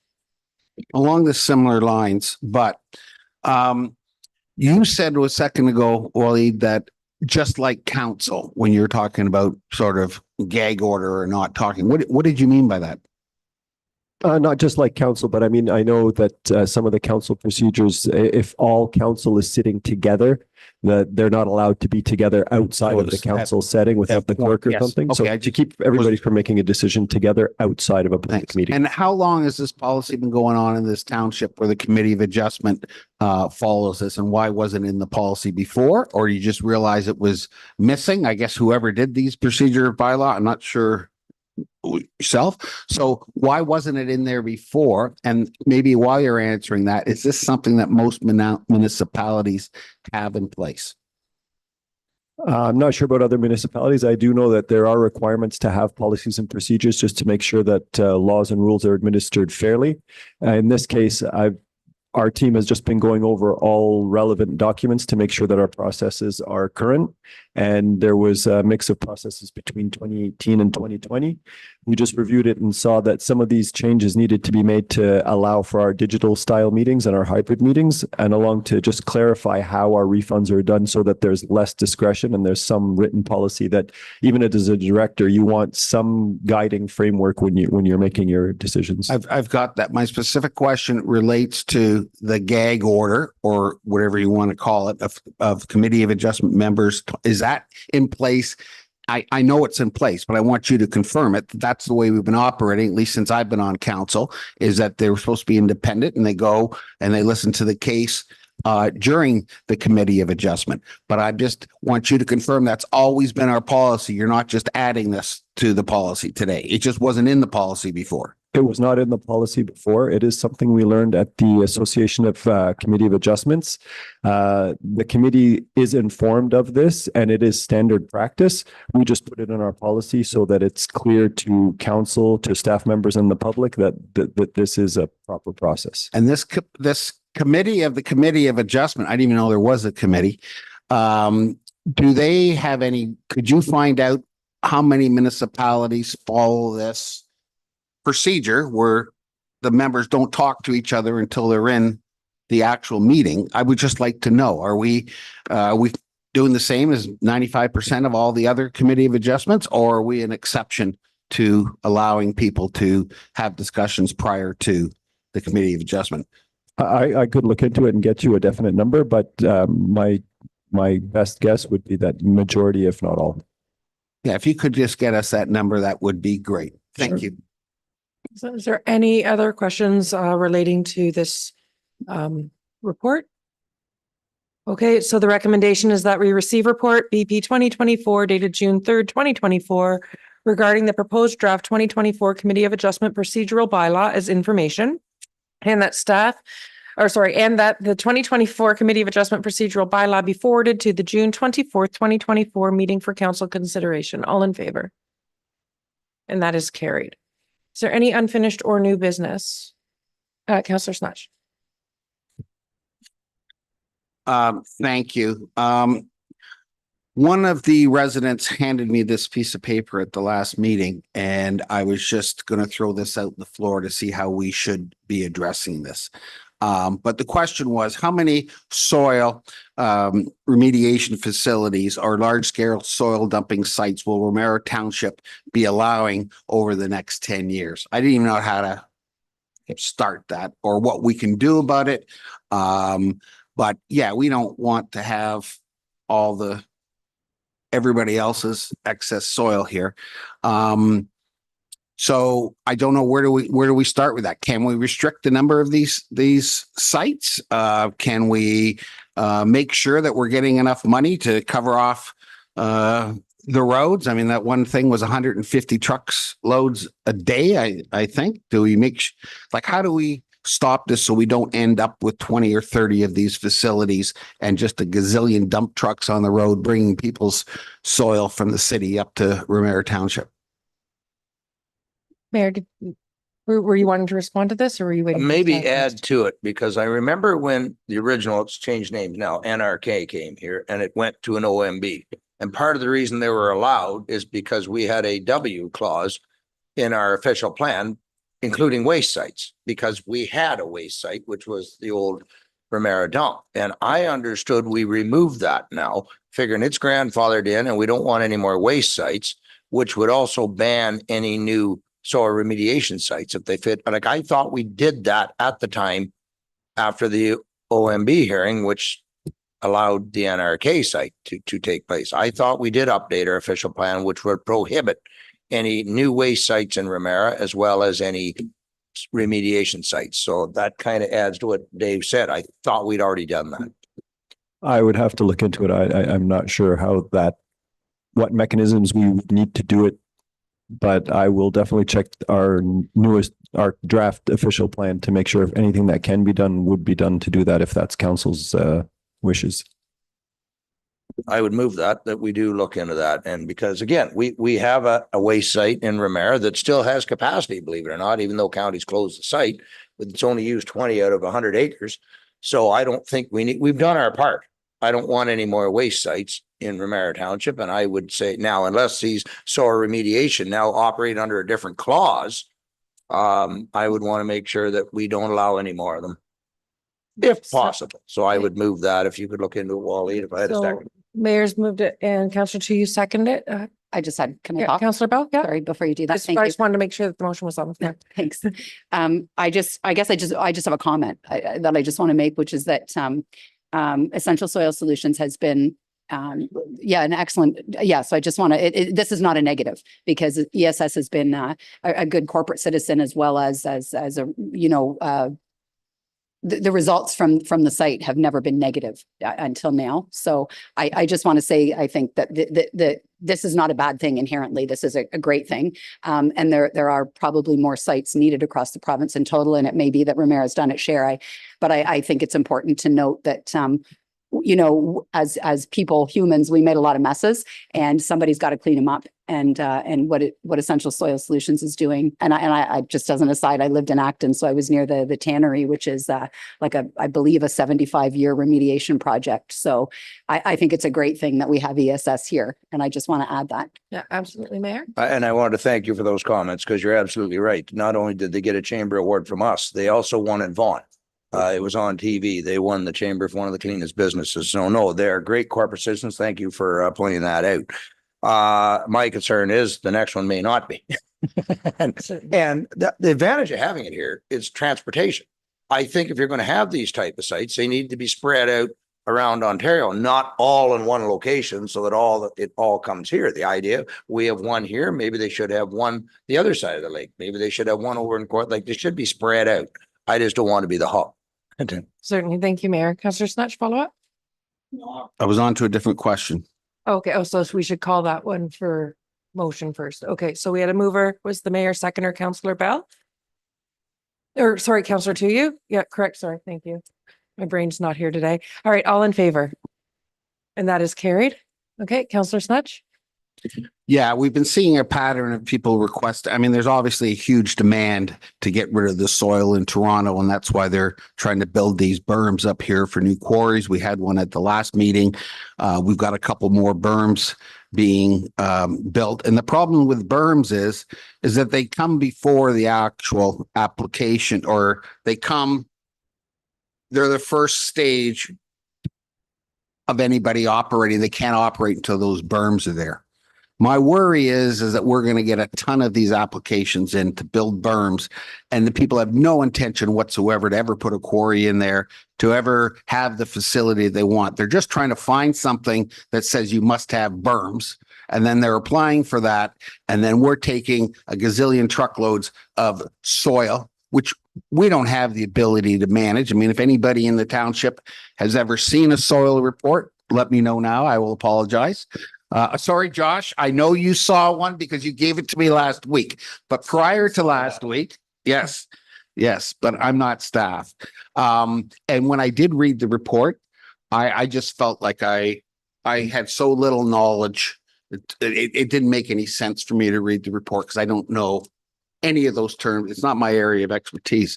So what can we do as a township to get ahead of this, to try to prevent these berms, or a massive penalty, huge amount of monies that we put inside? So if that facility doesn't get built in 10 years, that soil's out of here. So I would like maybe a staff report on that, because we're going to keep being asked, just like the one on 47. But we deny it, then we go to the OLT, and I want to make sure when we go to the OLT, we win. Councillor Goff? I think what, David, you really want to do is have a change in the procedure for the fill permits that are being issued, where maybe they come to council prior to, not like last council, our council meeting, it just showed up there, first one we had ever seen. Yeah, I'd like to not ever have another berm in the township. But unfortunately, a lot of the quarries that if they are an existing quarry, like we had two of them last council meeting. One was 47 with no plan, no nothing. And the other one was for the NRK, which was an existing quarry. But If it's within the limits of, Oh, your mic. if it's within the limit. The agricultural act, then aggregate act, sorry, then they have to go ahead, but we just can't put up berms because it's a gun range, or berms because it might be a quarry, or berms because it might be a soil recovery project. We're gonna be taken advantage of. well, I think that's where we need to have the, sorry. Can I? Yeah, you I can think speak that's and where then, we and need then to Zach. change in the procedure as to how the fill permits are like they should be coming at site plan when not just prior to. We're gonna put in berms just because we got a fill permit. So I think we need to change that procedure where it actually comes to council first for us to, so we're not surprised all of a sudden at council that we're passing a bylaw. I agree, I just like to go a step further. Okay, Zach. Yeah, we can come back with a refreshed fill bylaw. I'm not sure if we're required to have one, but it would be good to have one in place to manage fill, because it's not just berms that require a fill bylaw. It's construction sites, anything with a site plan, anybody building. So it addresses all those things, not just berms. I think part of the challenge, Councillor Bell, I see you, and Mayor, I see you. I think part of the challenge is with that one application that we had last week, it not only did it come out of nowhere, in my opinion, it was very preliminary because they hadn't even applied for a zoning amendment or things that would have been required before even granting a fill first. So I think that's part of it. So perhaps looking at the procedure on how we receive information. Councillor Bell had her hand up first. Thank you, Councillor Fisher. I actually think we're talking about two different things. So the fill bylaw may need updating, and it may need updating just because the Conservation Authorities Act has changed as well. And typically that act would want the municipalities to put the appropriate bylaws in place so that when they come in to do enforcement, they're able to do that. And I think now as well that the Conservation Authority has the finally, after many, many years, an immediate stop work order ability, which they have actually executed already once. I think the fill bylaw itself is one issue that maybe we need to do some updating and make sure the fill bylaw is where it needs to be right now. But I actually think that what Councillor Snutch is talking about and what Councillor Goff is talking about is something different than that, which is a bylaw is a bylaw, but then there's communication between the CAO's office and or senior leadership and council. And I just wonder if what we're really talking about is in those, whether it's a monthly phone call or whether it's a weekly phone call or whatever it is between the CAO and then the different wards telling us what's going on in our ward. Or what, sort of the background information before we get there, which a lot of councils have a structure around how that looks. So I just wonder if we're really looking at two things, right? One is the bylaw itself, and then two is a policy or procedure about how do we notify each council member of what's happening on that back burner kind of thing, that it could take 4 months for it to come to council, but it's happening in the background and we should know it kind of thing. So I'm just not sure if we're really looking at two actual different pieces here. Yeah, and I think, again, like I said, I think the challenge was that when an applicant comes into the table and says, we want to fill bylaw, and staff says, okay, up to this point, we can approve, beyond this point, it has to go to council. Their policy right now is then, okay, it comes to council. So they were just following what the existing policy is. And I mean, it's said many times around this table, we don't know what we don't know. So now that we know, maybe it's time to just look at how we do things. Mayor, and then. The update, and I think it's on the fill bylaws where we need it. I understood the fill permit is issued at the site plan stage, in which case that application should not have come to us till after they got approved to be a quarry, which is a whole process of a zoning change, and at which point you then bring your site plan in for council to approve the site plan, at which time they would be issued the soil permit. So I think that's the issue. We just need it back so that it has to be, like, you can't do a site plan if it's not within your zoning. if you're going to have a quarry, you got to be zoned for a quarry. So first thing you'd have to do is an application for a zoning bylaw amendment, and I believe an official plan amendment on this particular property. Now, once you get your zoning and now you're a quarry, now you present the township with a site plan, in which case you would do the bylaw and we would approve the berms because you need berms for a quarry.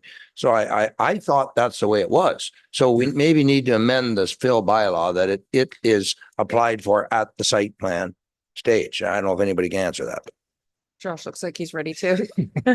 So anytime, basically with our current fill bylaw, anytime it's over 10,000 cubic meters of fill to be imported, no matter what the overall plan is for, it could be permitted as long as council permits it. So this was kind of step one for that application, was to bring in the fill to build the berms at the one site as well as the other site. And then it was going to concurrently work with the application to make it into the future use, whether it be remediation site, whether it be quarry or what have you. So importation of fill can come in without a site plan application. There is certain requirements within that fill bylaw that does look at grading. It does look at all that kind of stuff. But it can come in prior to the site plan application as well. Would there ever be a reason why we would need to approve fill before having a site plan application? It depends, it's case by case, really. So maybe just spitballing here, maybe it might be worth looking at having that as our answer with an exception of staff's discretion to bring it to council ahead of time versus the other way around. Councillor Snutch. Thank you. So I agree with everybody's point on communication. That would be great. But my specific point in the beginning was we don't have anything right now that causes huge penalties if you don't complete the projects. In other words, you build the berms and then you're out of here. I would like to see people that are planning on doing that go to another township because they don't have rules in force that would allow us to make them rip all that soil out if they didn't eventually get their quarry license. That's what I'm trying to get to. Okay. So are you, Sorry, we can add those points to okay. the new Wally, if possible. Yeah. Sorry, Wally, do you have something to add too? I think if we work concurrently, like if there is a big fill application, council can deny it pending a site plan approval, and then we can hold securities or have penalties in the site plan agreement. Should they fail, we can go after them civilly, or that we have other mechanisms. But I think the bylaw and the SPA process can work. But the key is when it comes to council, like let's say somebody's filling a farm or putting soil on a farm that's in excess of 10,000 and they would never need an SPA, they could come to council and get that approval. But if they're building a berm or doing something for something that could require a site plan, or we would require a site plan, council could turn it down and then request the site plan approval. Through that process, they'd give us the fill number, and after they get their SPA, then they could come to council for the filling. So we have the mechanisms to do it, I think, currently. Yeah, and I see where you're coming from, but I believe that the soil that's going on the farmer's field is good soil. I believe the soil that's going into these berms is crap. That's what I really believe. It's an excuse to get the soil out of the city. So I think you have to look at them differently. Absolutely, and what I'm against. Correct. And through the chair, I believe that's where it comes to council, and that decision's made by council. If council believes that soil is workable for the purpose, then we can move that process that way. In the other way, we go through site plan agreement and then the fill after. Excellent. Josh and then Councillor Goff. Yeah, so even with our fill bylaw, there is certain stipulations. It has to be clean. It has to meet all those criteria. It does have to be tested. And those test reports are reviewed, whether it be by us or by an engineer or anybody. So we do get the information. We do look into it. So.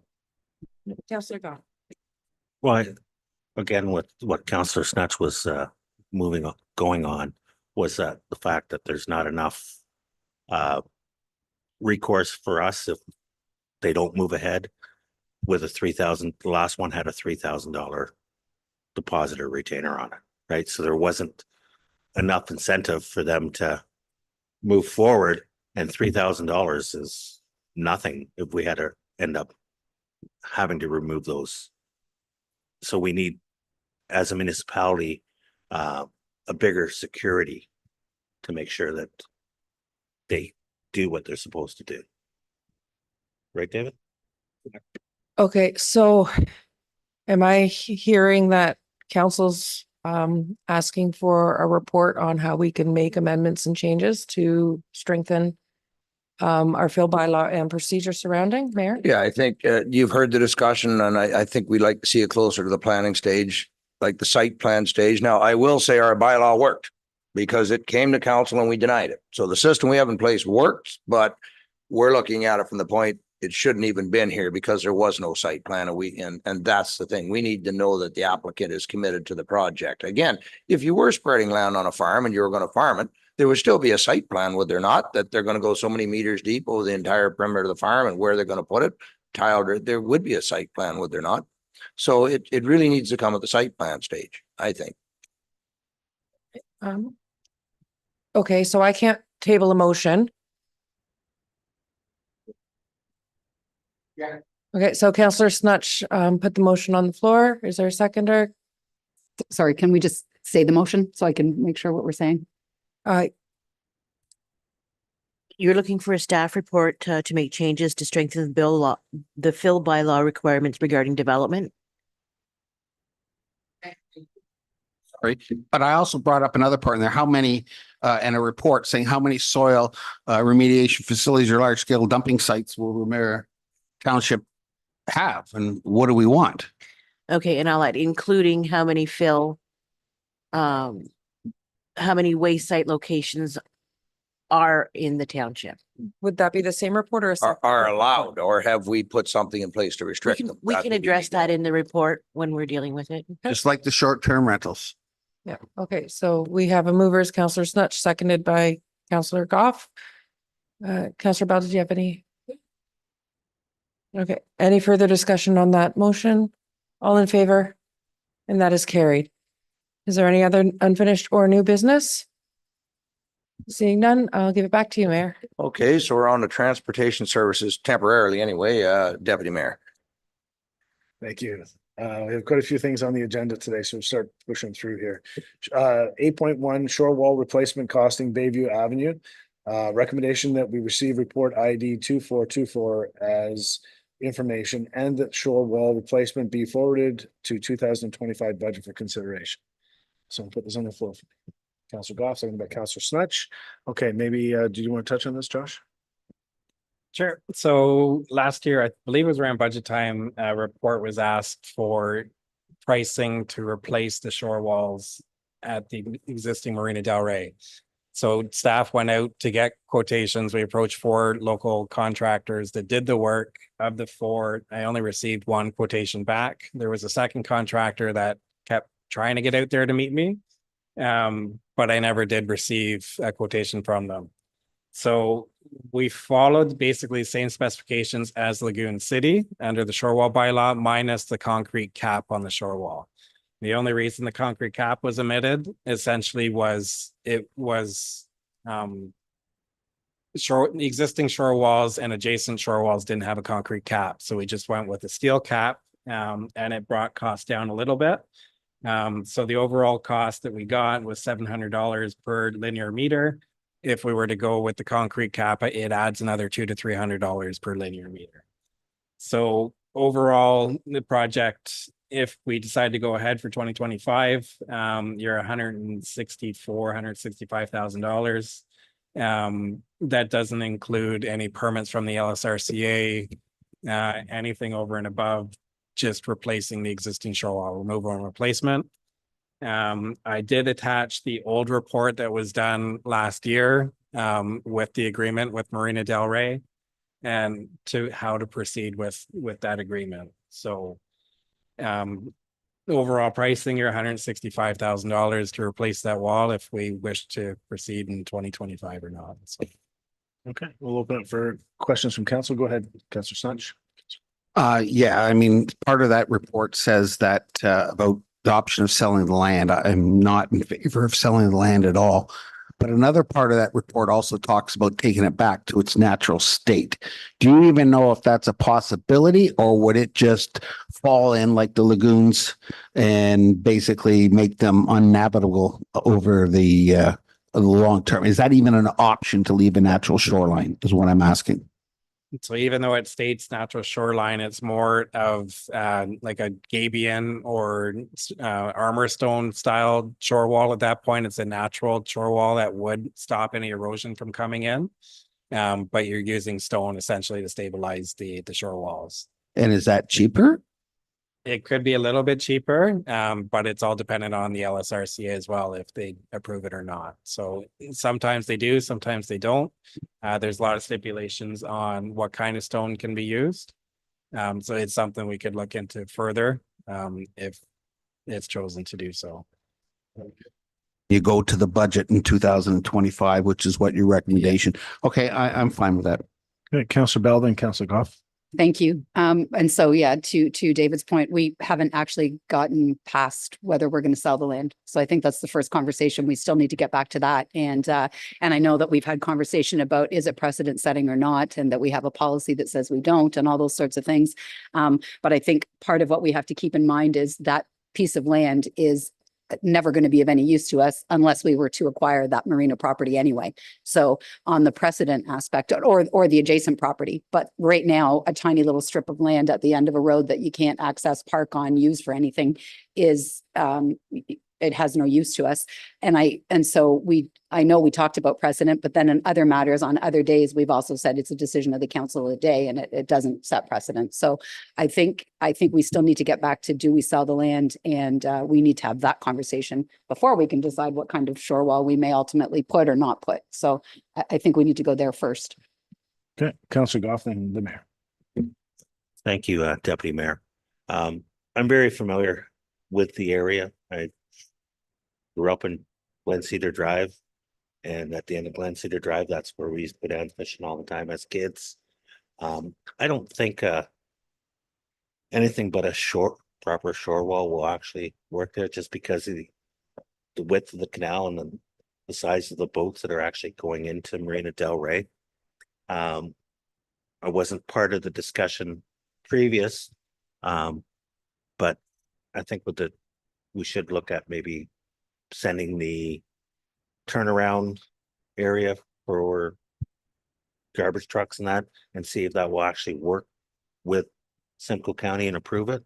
And then maybe we can further investigate maybe selling that piece of property. Okay, Mayor. Go ahead, Mayor. Yeah, I'm of the same line at this point. I can't spend $164,000 putting a shore wall on a piece of ground that we don't want anybody swimming off of. We don't want anybody fishing there. It's a high traffic boat area. We really don't want anybody having access to it at all. But I understand the concern is that it was offered to us that the individual would purchase the land and construct us a turning tee, but it's to the old county standards, not to the new. So I would like to send the diagram that the individual brought with us to county and see if they'll approve it, because it's very similar to other ones we have in Joyland Beach. And if they're all of a sudden not going to take garbage trucks down this one, then they're not going to take them down any of them. So, and I'm a little concerned with the accident that just happened at Barrie too, whether the ruling might come that these trucks can't back up anymore. And we're going to need turning tees. They're not going to back out these roads anymore. So I would like to send a schematic that was offered to us to county and see if they would approve it. If they will accept it, then it's a new discussion on the table that it is a viable option, and then have that discussion before we spend any money building a shore wall. If they're saying no, not doing it, don't want it, well, then we have to look at the land and what we're going to do with it. So that's what I would like to do. Okay, thank you. Councillor Teague. Would be. Thank you. Through the chair, just to be clear, I'm also not in favor of selling this land. Since this section is township property though, and not part of the marina, does it have to be a vertical shore wall for the purpose of mooring boats? Similar to what Councillor Snutch was saying, or is it possible to have it somewhat sloped to allow for reptiles and amphibians to get in and out of the water, or to protect animals or people that accidentally fall in, i.e. with armor stone steps might be nice? Or are we getting ahead of ourselves? Okay. No, I think it's great comments. I think that that's a great conversation. I think it sounds like we're going to defer this and ask for more information from staff. I'm not one for selling waterfront property, but I'm open to all suggestions. County of Simcoe do have some smaller trucks. I know that most companies with residential pickup, they actually have actual by their own policies that say there's no backing up. They won't back up in streets. The city of Barrie is one in particular. I don't know what happened in that situation, but we were never allowed to back up. We actually wouldn't service areas where we couldn't. So we'll leave it. I guess is somebody going to put that on the table Yeah, I had the amendment that we send this drawing to Simcoe County and see if they will accept it and defer the current. and defer the current motion until then. Okay, seconded by Councillor Fisher. All in favor? That's carried. Okay, 8.2. Recommendation that we receive report ID 2624 and the council contract with Dufferin Construction for the hot mix paving at various locations at the contract price of $1,103,500 plus HST. And that the successful bidder be so advised. Somebody put that on the floor for me. Councillor Bell, second by Councillor Goff. Any discussion on this? All in favor? That is carried. 8.3, Poplar and Lake parking lot in estimate recommendation that we receive report ID 27-24 as information. Somebody put this on the floor for me, please. Councillor Fisher, seconded by Councillor Goff. Any questions or comments? Go ahead, Mayor Clark. I think we could send it to budget for discussions. We know there's issues in that area and the trees are all dead there now. So, you know, it's something we might want to look into moving ahead with. I really like the other one that's coming up later in the agenda, but I don't know how many we can afford to do at one time. But certainly send it for discussions. Okay, thank you. Councillor Goff. The mayor stole my thunder there. Okay, Councillor Bell and then Councillor Snutch. Yeah, I just want to add, yeah, I would very much like to take it to budget discussions because we did have a lot of issues with parking. So if we could find a way to alleviate, I think that would be good for residents in the area, but also ice fishing, and so that we can help our businesses succeed. Yeah. Okay. So Councillor Snutch. I'd like to see something come to me from the residents. It sounds to me like we're going to do this and then the residents are all going to get up in arms and we're going to be fighting halfway through whether to stop the construction of the pavement and the trees.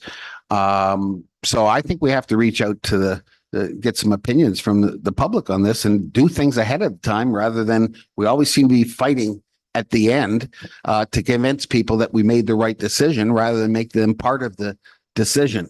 That's my comment. Okay. Mayor, did you have something else you're going to say? Wondering, you're suggesting pavement as or hard float. What's on the existing parking lot there now? The one down by the mailboxes? It's gravel. We just surface treated it last year, so it'll have a slurry on it this. Oh, okay. All right. Yep. Yeah. Okay. Did not know. Councillor Bell, follow. thank you. Yeah, no, and I want to add, I mean, what the community would like. It is my community, so I do have some insight. They would like to see that there's proper parking area versus people parking all over the roads and trespassing on their lands to park their vehicles. And then part of this, again, was around the winter parking where we had nowhere for ice fishermen to be able to park. And then there's sort of another added bonus, which is that if we have the parking area there, snowmobiles are going to go straight across the road and onto the lake versus their carbides tearing up the roads as they make their way from wherever to wherever. So there's also definitely a bonus in that. So a lot of times to promote the OFSC trails, for example, and the region, it would make sense for us to have a way for people to hop on the lake without damaging our roadways. So I just want to add that as well. Yeah. Okay, thank you. And I'm just going to make a quick comment too, is I do appreciate what you're saying, Councillor Bell, and I'm not opposed to, I believe you do hear a lot of the firsthand stuff as a councillor, but I do understand what Councillor Snutch is saying. I'm a big one for public input for sure, because sometimes it just brings things that we haven't heard from other spots, right? And it may be something we want to add to it. So I am always one for public consultation. Councillor Goff and then Mayor Clark.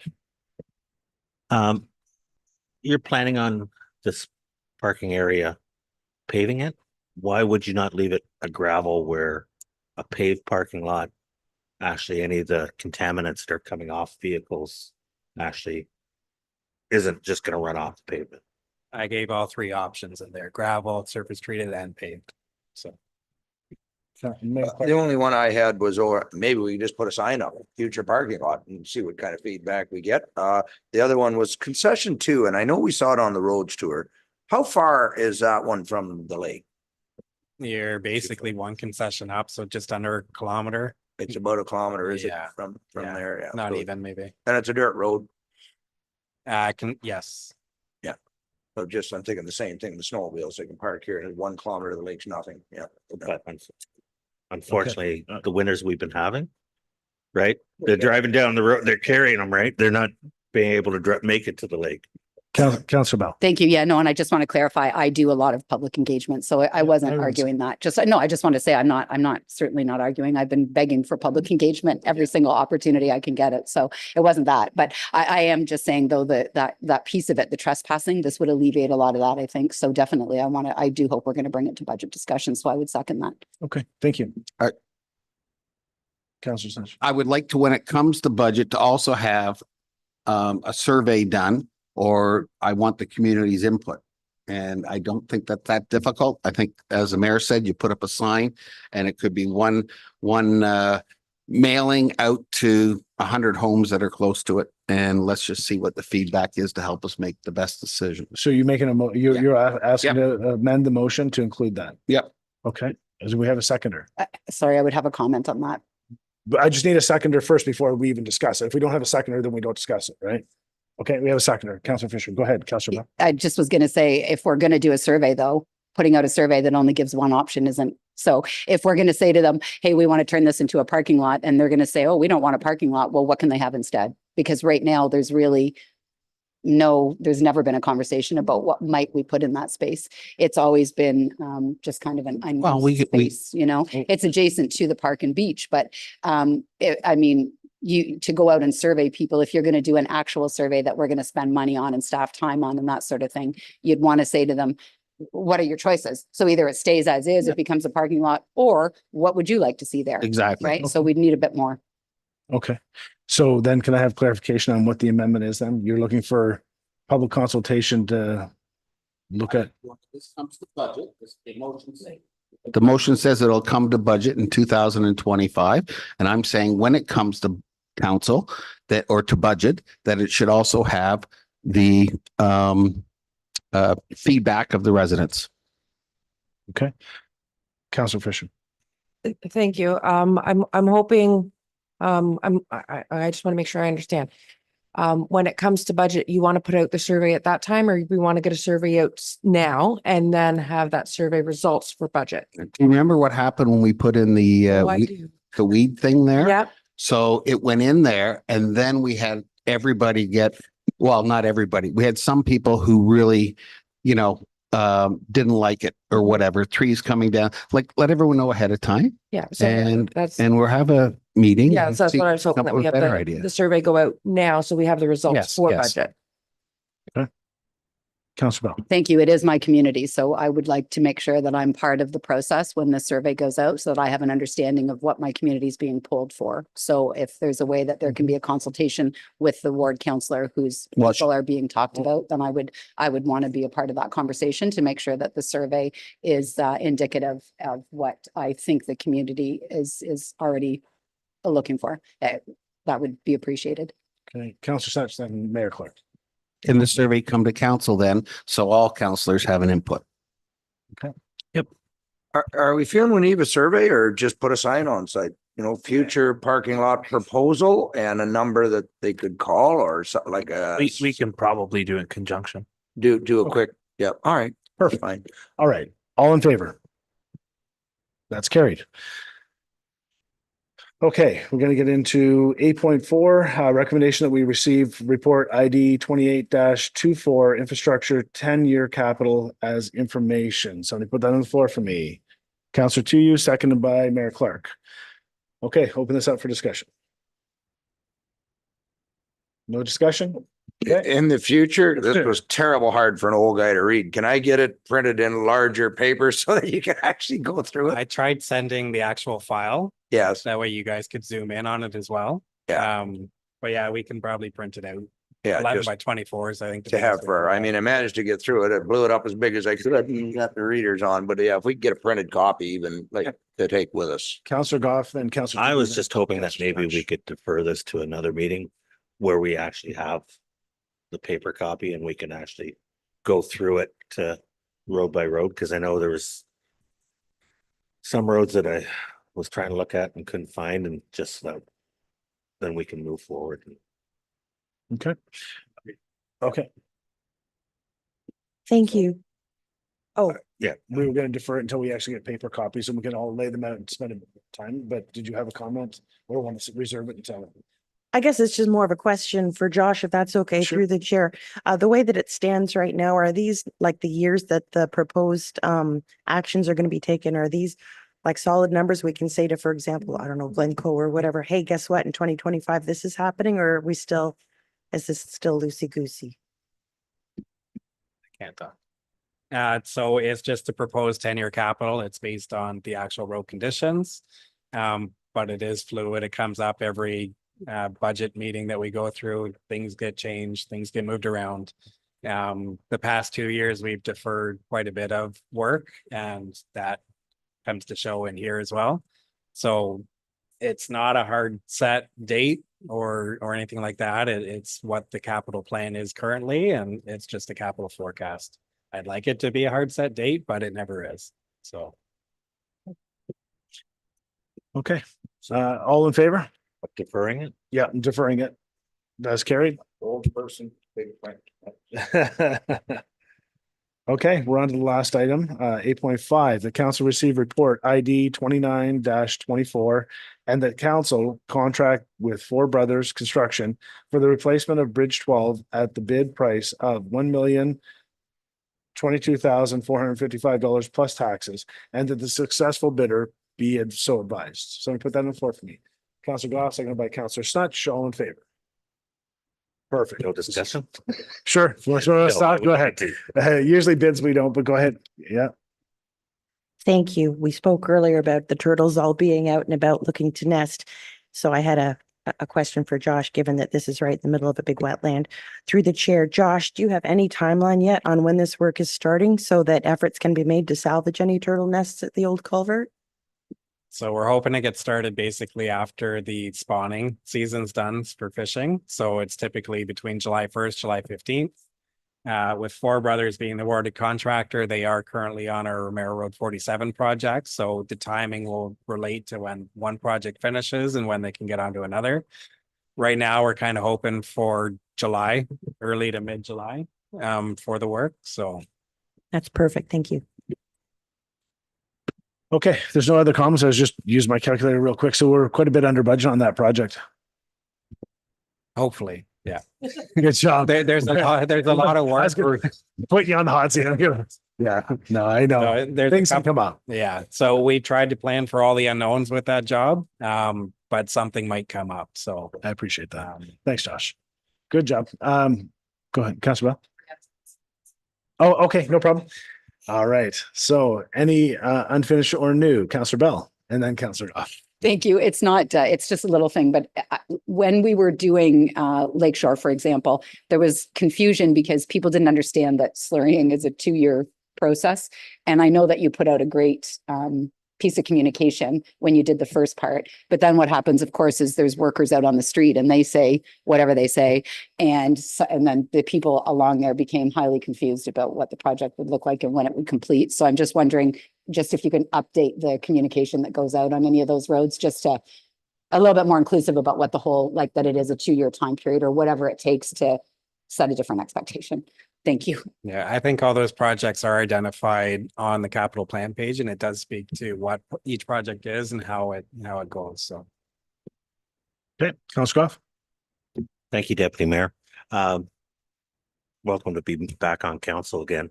On Friday, the Deputy Mayor and myself met with several members of the Bayshore community to, I guess, discuss ditching in Bayshore and the appearance of the ditches that have been done. And I know, Josh, we've had several talks since I've been back on council. They've asked to maybe have a pause this year so that maybe we, with the new next phase of ditching, and I know for years we're behind on ditching there and they've been hiding the water there, but the condition of the ditching that you've done, it doesn't fit the area as to ditches now are full of rocks, and I know the residents in Bayshore are very keep their lawns very pristine. They're very proud of their home ownership and their lots.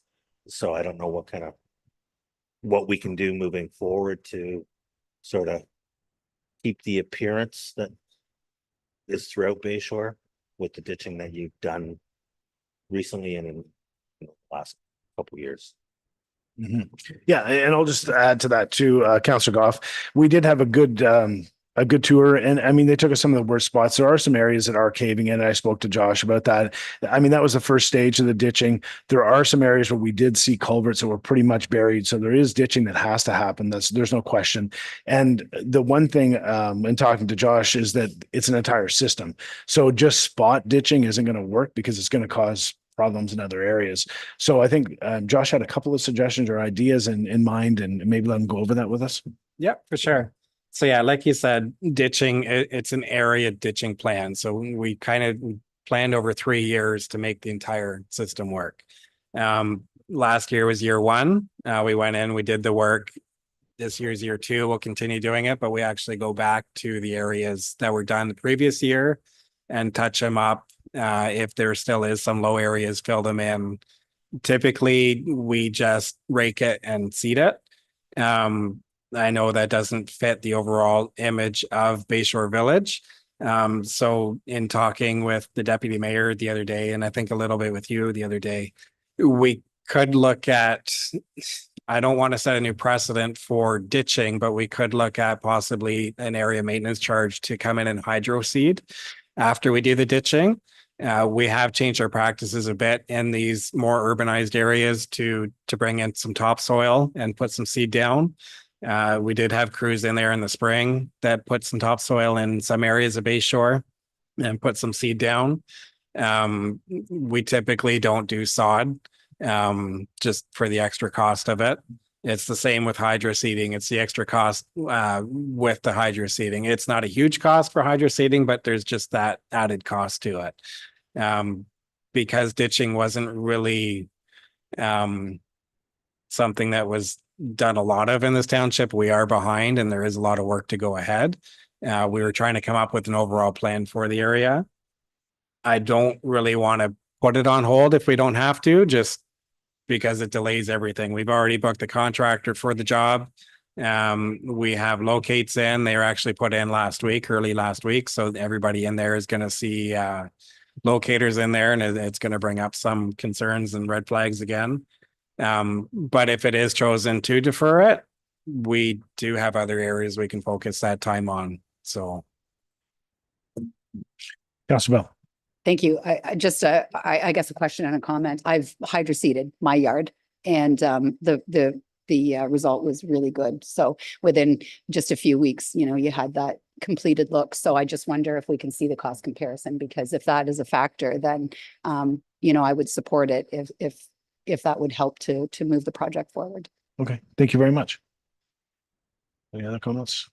Oh, Zach, go ahead.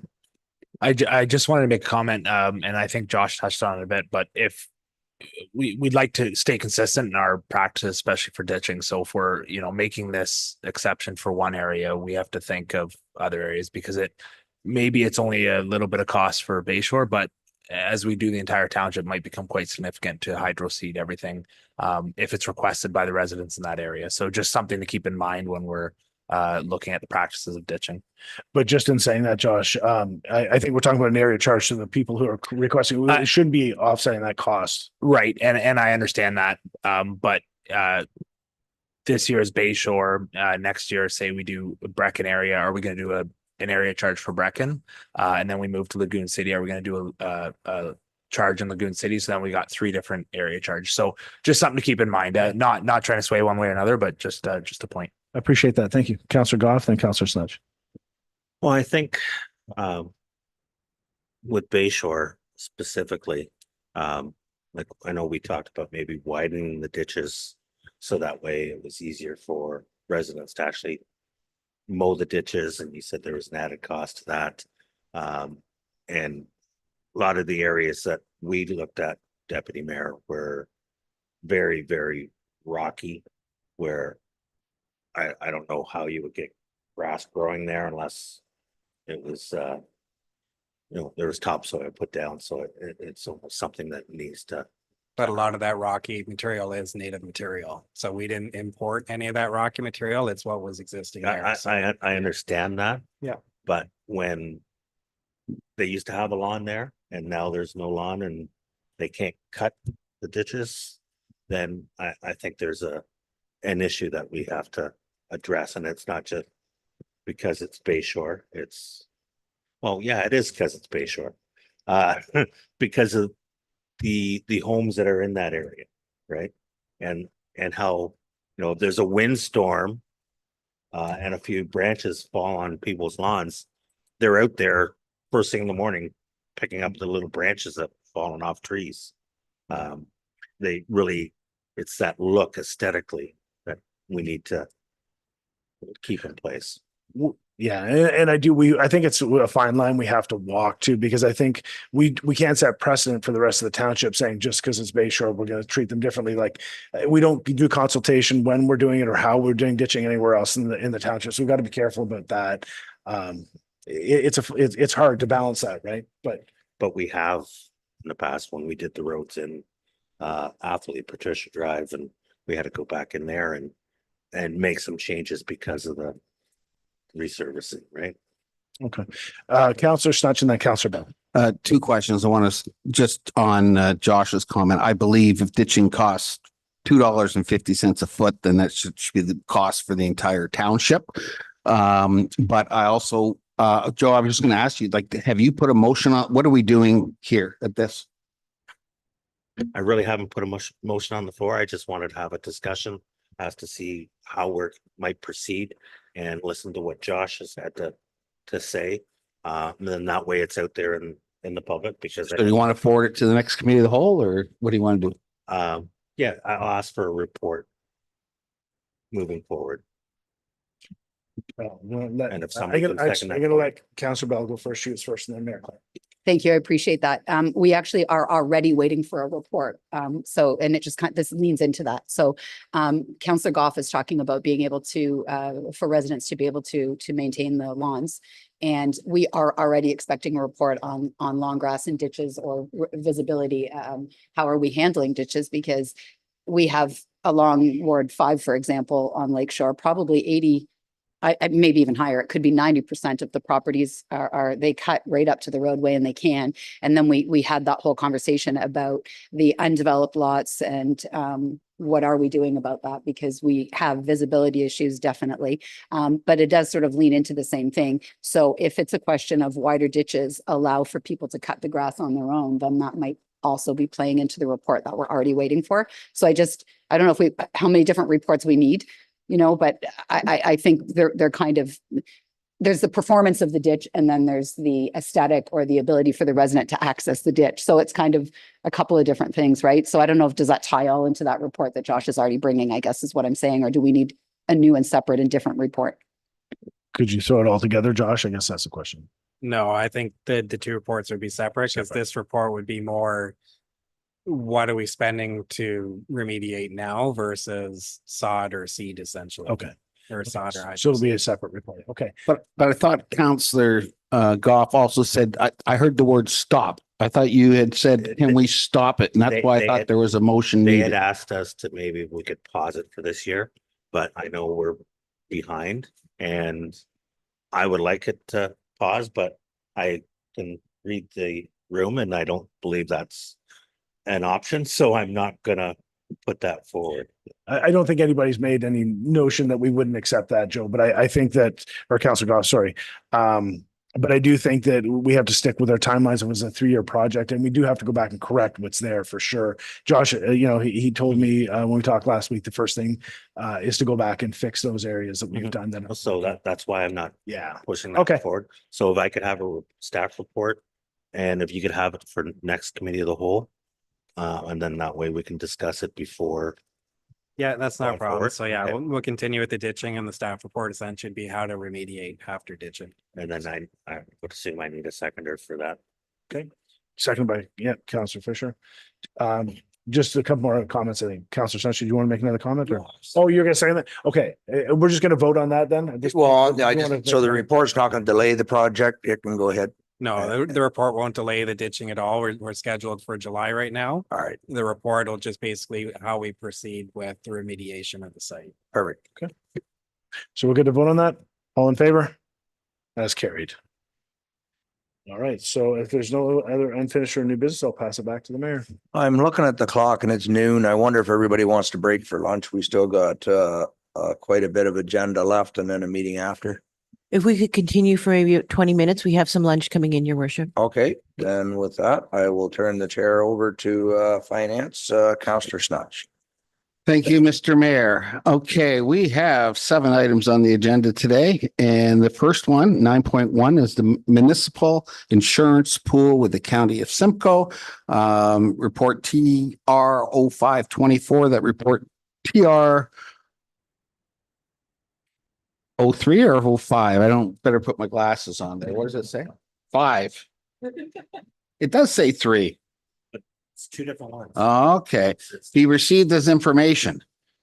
Can I have someone put that on the floor? Thank you, Councillor Goff.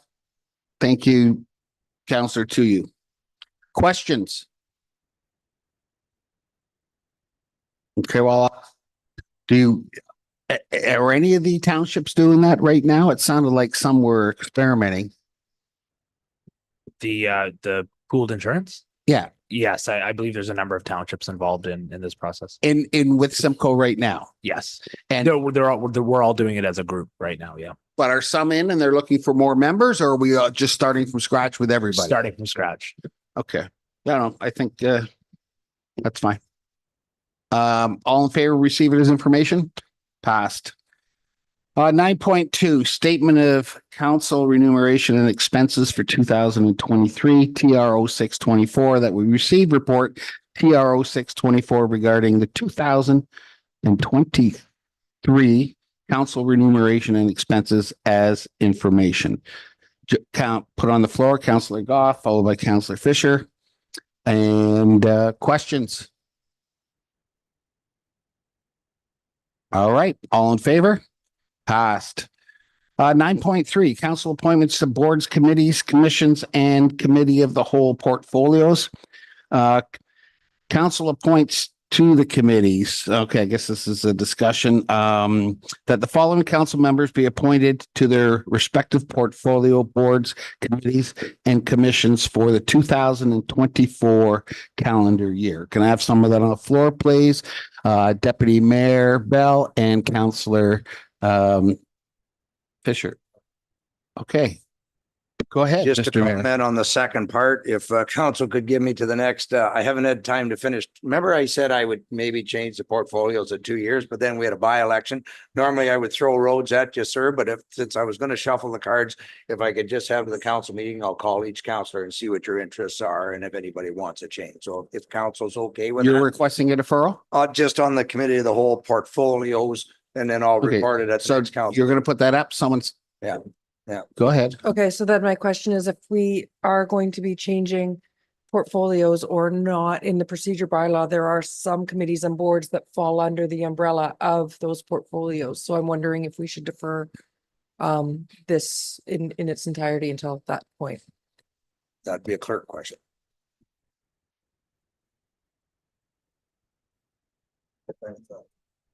So some of these are community center boards, economic development, emergency management, use management. I think we can proceed with them. And then for the council portfolios, we can wait till the mayor's had a chance to speak with the members. I was planning on doing it in December, but now is the time because we got a new counselor sitting here. So Yeah, I recognize all the boards and committees, the community center board, but then there are some other ones like the policing and Lakeside Conservation, some of the other ones that fall underneath different portfolio umbrellas. So if we're only going to be changing some of the committees and then the rest of the committees again, I guess is what I'm looking for clarification for. I'm fine either way. We either defer or we go ahead with the smaller committees. You want to defer it all? I think defer it all. defer it all. Then I'll announce at the next council meeting, once I have time to have a chat with everybody, and then we can bring it back if everybody's okay with that. Okay, everyone in favor of deferring 9.3? No, sure. Go ahead. I noticed on the list of committees here, some of them are no longer. We don't have them anymore. You go further down. Yeah, we'll update the list as we go. Okay, Counselor Bell. Thank you. Yeah, I was going to say that as well, Joe. Some of them are out of date, but also the way that we established things in 2022, some of the boards and committee appointments actually weren't under the portfolios anyway. Right. So I don't know if like how that's going to get handled moving forward. So I don't know if that's part of the discussion is, are we going to stay hard and fast to if this is your portfolio, those are your assignments, or we, so I think we maybe need more than just deferral. We might need to say, are we going to get more specific? And then I also think that I noted in the procedures, we don't actually define what jurisdiction means in the Township of Ramara. I know what jurisdiction means. We can all read the dictionary. That's not what I'm saying, but we don't define in the procedure bylaw what jurisdiction will mean in relationship to the portfolios. So I think that's something we need to do. And the procedure bylaw change is coming anyway. So I just wonder if how we want to handle that. That's all. So I guess it's just a comment. Just one quick comment. Is the Goose Management Committee still active? Like, because I know we have a contractor now, because that's, you were saying some of them are gone. You're obviously not on Facebook. Oh, okay. All right, then that answers my question. Well, the Goose Management Committee, I think someday it would just be the same as the mosquito larviciding, right? Because it would just be a municipal program. But that being said, it's still very, very new in Atherley, and they may have new questions coming. And then you're right, there was a whole lot of conversation because silt fence showed up. So I guess silt fence is, I want to say that it is part of the program, and it is a control measure recommended by the service provider, who is a professional and who was contracted on behalf of the residents who requested the program. So, but we didn't make that determination yet. So what we had thrown out at the last committee meeting, for example, was, is it a question of, do we need the committee? Or is it a question of that we need to change the terms of reference because we don't have an Atherley member on it, for example. We don't have a Bayshore member on it. And I know they do their project separately from the municipal one, but they did come to me actually and ask for the communications and strategic plans we were using and all of our FAQs and that sort of thing. So I think that does need to be determined before we can determine whether we want to continue with it. So, yeah. Well, can't we just defer the whole thing and discuss that at the time? All right. So all in favor of deferral? Passed. Okay. Next, 9.4, community benefits charges follow-up, TD 0424 that we received report, TL 0424 community benefit charges dated June 3rd, 2024 is information.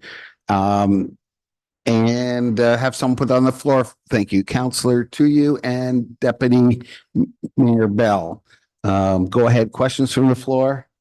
Go ahead, Councillor Fisher. Oh, sorry, Councillor Bell. Thank you. So through the chair, this is probably to Waleed. And I just want to, the question I have is, why would you use the CBC?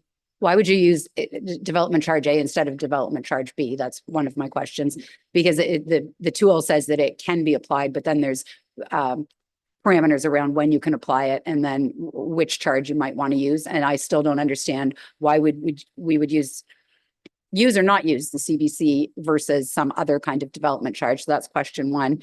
Question two is, I noticed in the recommendations, we're saying, well, we might not need this for 3 years, but we do already have proposals on the table for density on Ramara Road. So I'm trying to understand why so your recommendation initially was that we implement to the maximum 4%, and then that would be applied on the day before the building permit is issued. I understand from reading. So I can't understand why we wouldn't want to collect this 4%. So I just need more clarity and a deeper understanding of why we would not want to implement this when we know we've got density coming on Ramara Road. Through the chair to Councillor Bell, the CBC is only applied in very specific situations. The situation being, I believe it's over 5 or 6 stories. And it's in addition to the other development charges. So the base development charge would still be charged. This is for an increase. So far through all our planning applications and talks to landowners and builders, we don't have anything that would meet that that density requirement of being X stories to collect. It would require studies to establish the price of the DC. So it's just not on the horizon now, and it has to be done every 5 years, I believe. So it's not pertinent at this time. Can I follow up, please? Thank you. So the development that was discussed in January of 2023, it would meet that requirement because it would have more than 5 stories or 5 units or whatever, because we had a whole 10 stories. Yeah, we had a whole conversation around how it would meet the in line with the casino. So that's why I'm confused, because that is my understanding is that's moving forward. So why would we not want this development charge? I believe that development it was for residential developments. It wouldn't be for non-residential developments. Sorry, it would be for residential or it would not be for residential? The CBC is for residential developments. The project that we have slated that could happen in that time is a non-residential development, and the CBC would not apply. Okay, so but we supported an MZO that would, because the provincial policy statement didn't allow, or it didn't allow for, so we were supporting that residents could get built first. And so I'm still not sure why if you can just clarify. Okay, sorry. I thought you were talking about a different project. I thought you were talking about a non-residential project. We did make that application 18 months ago. We still have heard nothing from the province. In the event that does come up, we may have an ability to put in a CBC at that time, but I would not consider that a viable project at this time.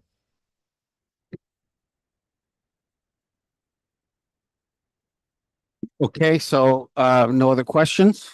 All right, everyone in favor of the recommendation that no further action be taken. All in favor? Passed. Sorry, do you have something to say? I did. Because it wouldn't be no further action be taken ever. So it would be that at this time, right? Or we would have. Well, then you'd have to make an amendment. Yeah, I think we should amend because I don't think we're saying forever. Go ahead, make your motion. Looking at the clerk.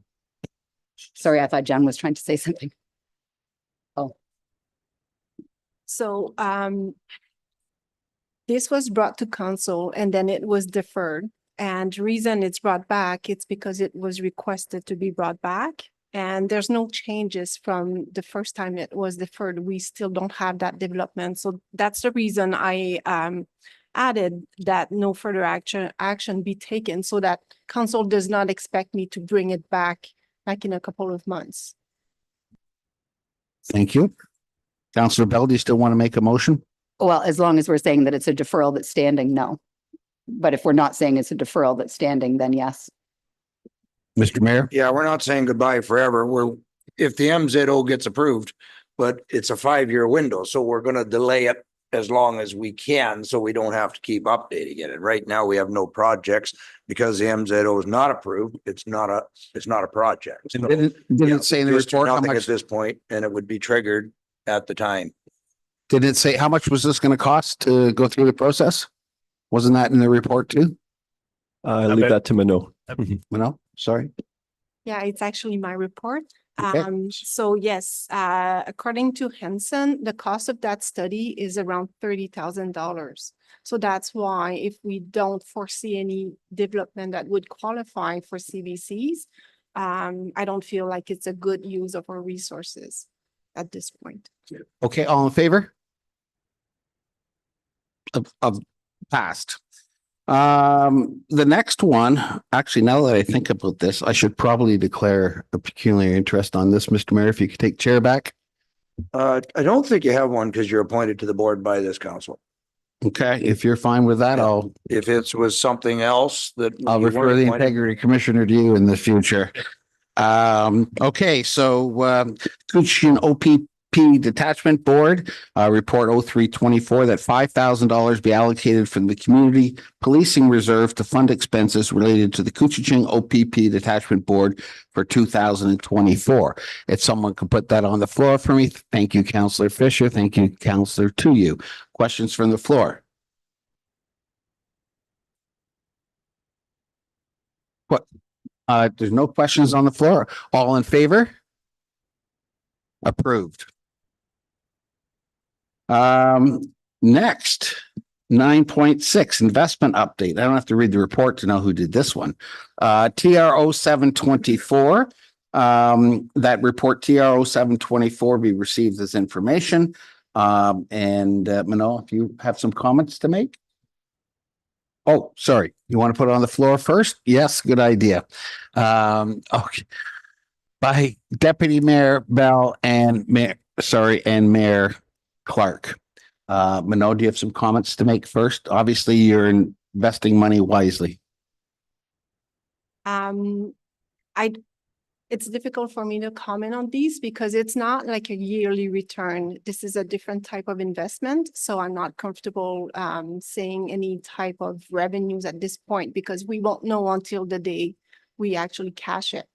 But it's looking good right now. As you can see on the report, the curve is going up. So that's just a yearly requirement Great. that we have to report on. Okay, thank you. All in favor receiving this? Thank you. Passed. Next one. 9.7 municipal water and wastewater services billing policy appeal process. That recommendation that we discussed municipal water and wastewater services billing policies. Can I have someone put that on the floor? Thank you, Councillor Goff and Councillor Fisher. And now, who would like to speak on this? Anybody? Questions?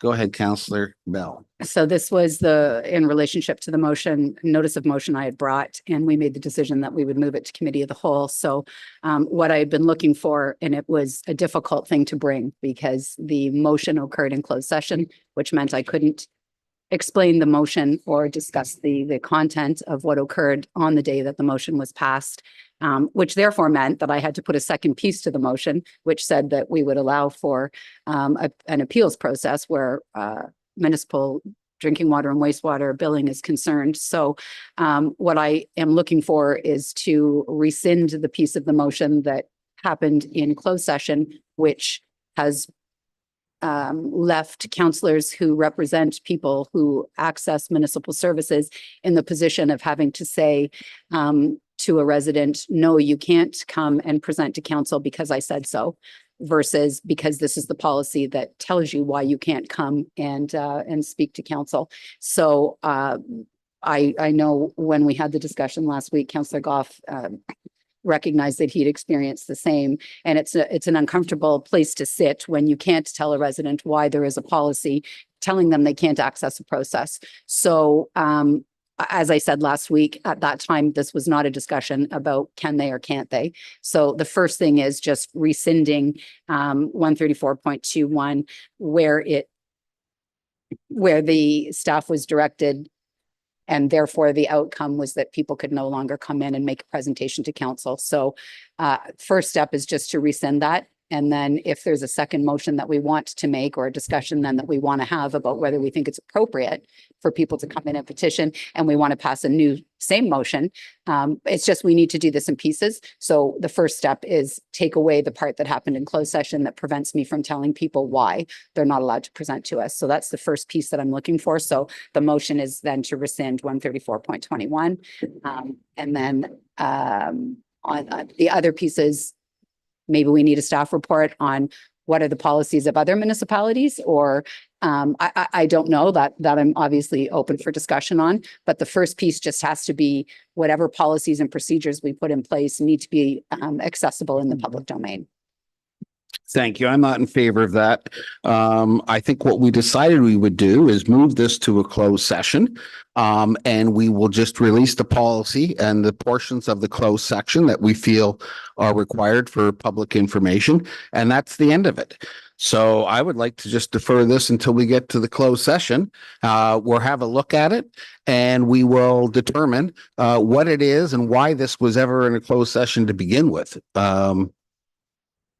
Sorry, Mr. Mayor. Well, that's, excuse me, that's what I was going to add. I don't know what that policy is without seeing the closed session minutes from that day. And because, yeah, I'm just trying to go by memory, but I know we have a policy on who can do a deputation and why. And I think we need to look at that because probably in that policy, you'll see why you can't come to council. You can't come and argue your tax bill. You can't come and argue a speeding ticket, a parking ticket, And your water is basically a tax bill. So I think it just falls under that category of what we allow as deputations, but I think we should. If this policy seems that we should have a look at those closed council minutes, if the clerks can find them, and then have the discussion and see if there's anything directly in there. It might have been we just directed staff to proceed as directed, which is follow the policy that's already in place and deny them. So without seeing those minutes, I can't say what it was, but certainly we need to move forward and find a solution that's open and transparent, 100% in agreement. So can you summarize just very quickly what you want done here? Okay, 2 seconds. We want to see that. Policy, can we put it in today's closed session? I don't think we have it. We have one coming up. I don't think we have the document. That motion is the one that Councillor Bell's referring to. We'd have to look for it, your worship. Yeah, so we could have it in a future one. So basically where we back, I'll get to you both over here. So are you recommending then we defer this? Until we have the policy in front of us. I was kind of hoping we'd have it today and then we could actually do it all at once. Okay. We can add it, your worship. We can locate it during lunch and add it to the agenda. We'll be finished oh, you're at it to the special council agenda? No, we can add it to the committee of the whole agenda. Okay. Councillor Goff. Okay, I was just under the impression that we couldn't add items to closed session. 2/3 majority. Council chooses to waive it, then we can. Well, Thank you. I have the motion sitting in front of me, so if nobody wants to take me to the IC, I'll read it. I want to read it. No problem with that. No problem with that. But I'm not sure what the argument is, right? So I know that Councillor Snatch, you want to talk about whether or not people, there's two different pieces, right? So the first piece is we're going to rescind something that shouldn't have been done in closed session in the first place, right? I just want to be clear on what we're doing here. The second piece is a different conversation about who can present to council on what topics. That's a completely different conversation. So that conversation should be held in open session, not closed. So all we'd be doing in closed is rescinding a motion that shouldn't have been done and closed in the first place. I'm sorry. What I want to do is read it, and then I'm going to ask the rest of the council whether they have any objection to making that an open document. And if it's an open document, we've resolved this. We move on. So I don't know. But we have to read, if I may point of, Chair, we need to read it in camera because it was passed in camera. And then once we know what it says, there might be, make it public. It could be a reason that we may not like it. We may want to, then we might want to do what you or say something without seeing it. So we defer it to close, look at the motion and see if that's something we can release. That's what I'm suggesting at this point. And then if that solves the problem, it solves the problem. If not, then we need to look at our policy of what we allow as far as deputations. It's a mistake. I believe it's a mistake that it's in the closed minutes, and we'll resolve that by the end of this meeting, I would think. Anybody else got any comments on this? Okay, so we are deferring this to the closed session. All in favor? Yeah, we got it. Yeah. Passed. Okay, any new business or unfinished business? Counselor, to you. Thank you. Through the chair to Zach, at our last council meeting on the 27th, we received an internet update memo that we didn't discuss. Has there been any discussion or confirmation with Rogers to include in Service Gap B the Somerset neighborhood, which had unfortunately been incorrectly depicted on the internet mapping? Apologies. I don't have that information in front of me. Ashley might.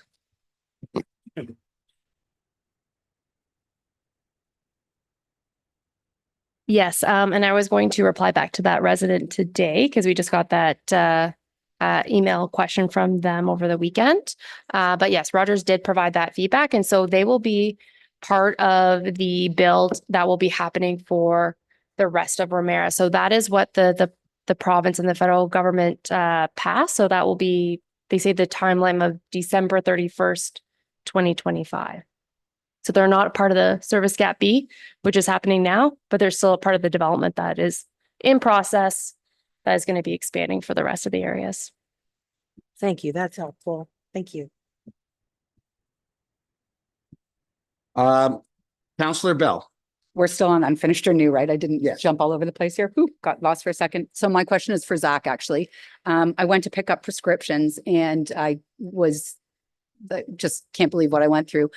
So we still have Sun Life, but apparently Assure is not the whatever. And so we are supposed to have new cards evidently. So I'm just wondering if you know that, like somebody knows that, or where we are with that. I know, well, it just happened and they said that so the people at the pharmacy said that we should have been aware of this for months. So Yeah, Brittany can probably speak to that. Brittany, go ahead. I had the same thing happen to me in the pharmacy and they phoned somebody and they said the wrong code was in there and they fixed it immediately. But go ahead and let's hear your comments. Yeah, some pharmacies are requiring a new card, I guess, and some are not. That's why we hadn't known about it, because some people were just able to continue on. So if you do require a new card, we can get you one. It's no problem. Okay, thank you. Anything else? Yeah, no, it sounds like we all do though, because I'm just saying, no knock on Costco, but that's where I went and they probably serve most of us. So maybe we just need to get the new cards, I think, probably. I don't know. I didn't require a new card, so I'm not sure. Funny guy. Okay, your card Funny guy. expires in a little while. So it sounds like select pharmacies. Okay, can we just leave that? Then you can deal with Brittany on it. And okay, any other unfinished or new business? Okay, and with that, I will pass it back to the mayor. So we will now recess till after lunch and then we will go in camera at that time. All righty. Thank you. Oh, Half an hour. Let's do it. half an hour. So 1 o'clock works for everybody. Yeah.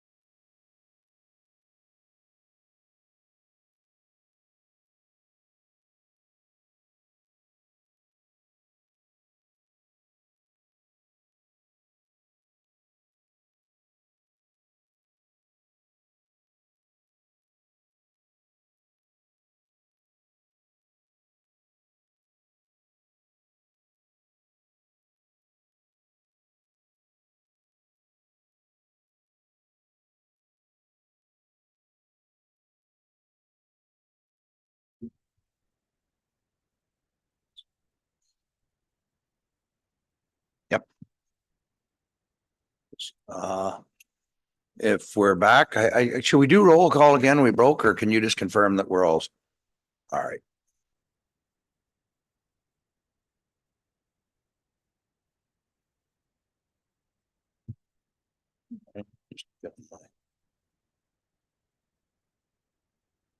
Okay, so I'll need a motion if we have a quorum, correct? Wait, you're on microphone. From your worship. Okay, thank you. And I got a motion, the committee of the whole enter closed session in accordance with section 239 2C of the municipal act regarding a proposed acquisition of land. Is that the only one? I guess that's one. And now this matter that we just referred to. Yeah, they're both land, I think, aren't they? Yeah. Okay, and the matter that we just referred to in camera, I don't know what section, if it's under moved by Counselor Snutch, second by Counselor Goff, all in favor? That is carried. I will wait for the go ahead from you, Ashley.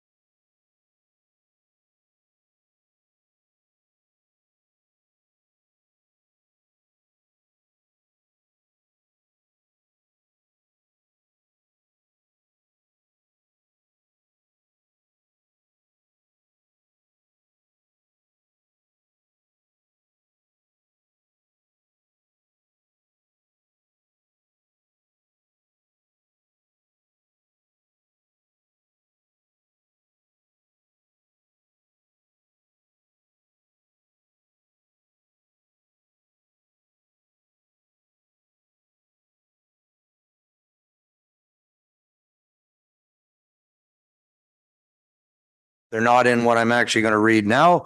Mayor Clark requests that no more requests for reduction of water bills or increase to the number of dogs allowed on a property come to council. The CEO explained that this is one of the reasons why staff are in the process of the customer service review. And then the actual motion that passed was that we discussed a personnel matter regarding agenda items and staff proceed as directed. That's the CW 13421, but it was referring to the statement I just made. So that's now public document. That is now public. I don't think I need a mover and a seconder. I just needed to read it. Did I not? Because that was already passed years ago. I'm just reading this so that it's now in the public eyes. We should have one acknowledging that you read it, your worship. So Or a that- motion that we move it out of in camera. How about that? Moved by Councillor Goff, second by Councillor Snutch. All in favor? That is carried. And I guess we do want at a future meeting, and I'm going to do it now because Yeah. they're still in committee of the whole, that we want to have we want to review the water billing bylaw at a future committee of the whole. And that way we can, and that includes what happens if you have a water main busted. It's all included in Like that a procedure, like a. and look at the procedures for possible amendments. So I need a mover to put it on a future meeting, moved by Councillor Fisher, second by the Councillor Goff. All in favor? That is carried. Oh, I know. I thought it was no, she was just moving the motion. So that'll be at a future meeting. Okay, so that I need for a motion to adjourn. Councillor Fisher, Councillor Goff, all in favor? Carried. I don't stop because I'm rolling into another one. All right. And I'm gonna need that long with my computer skills to get into my agenda.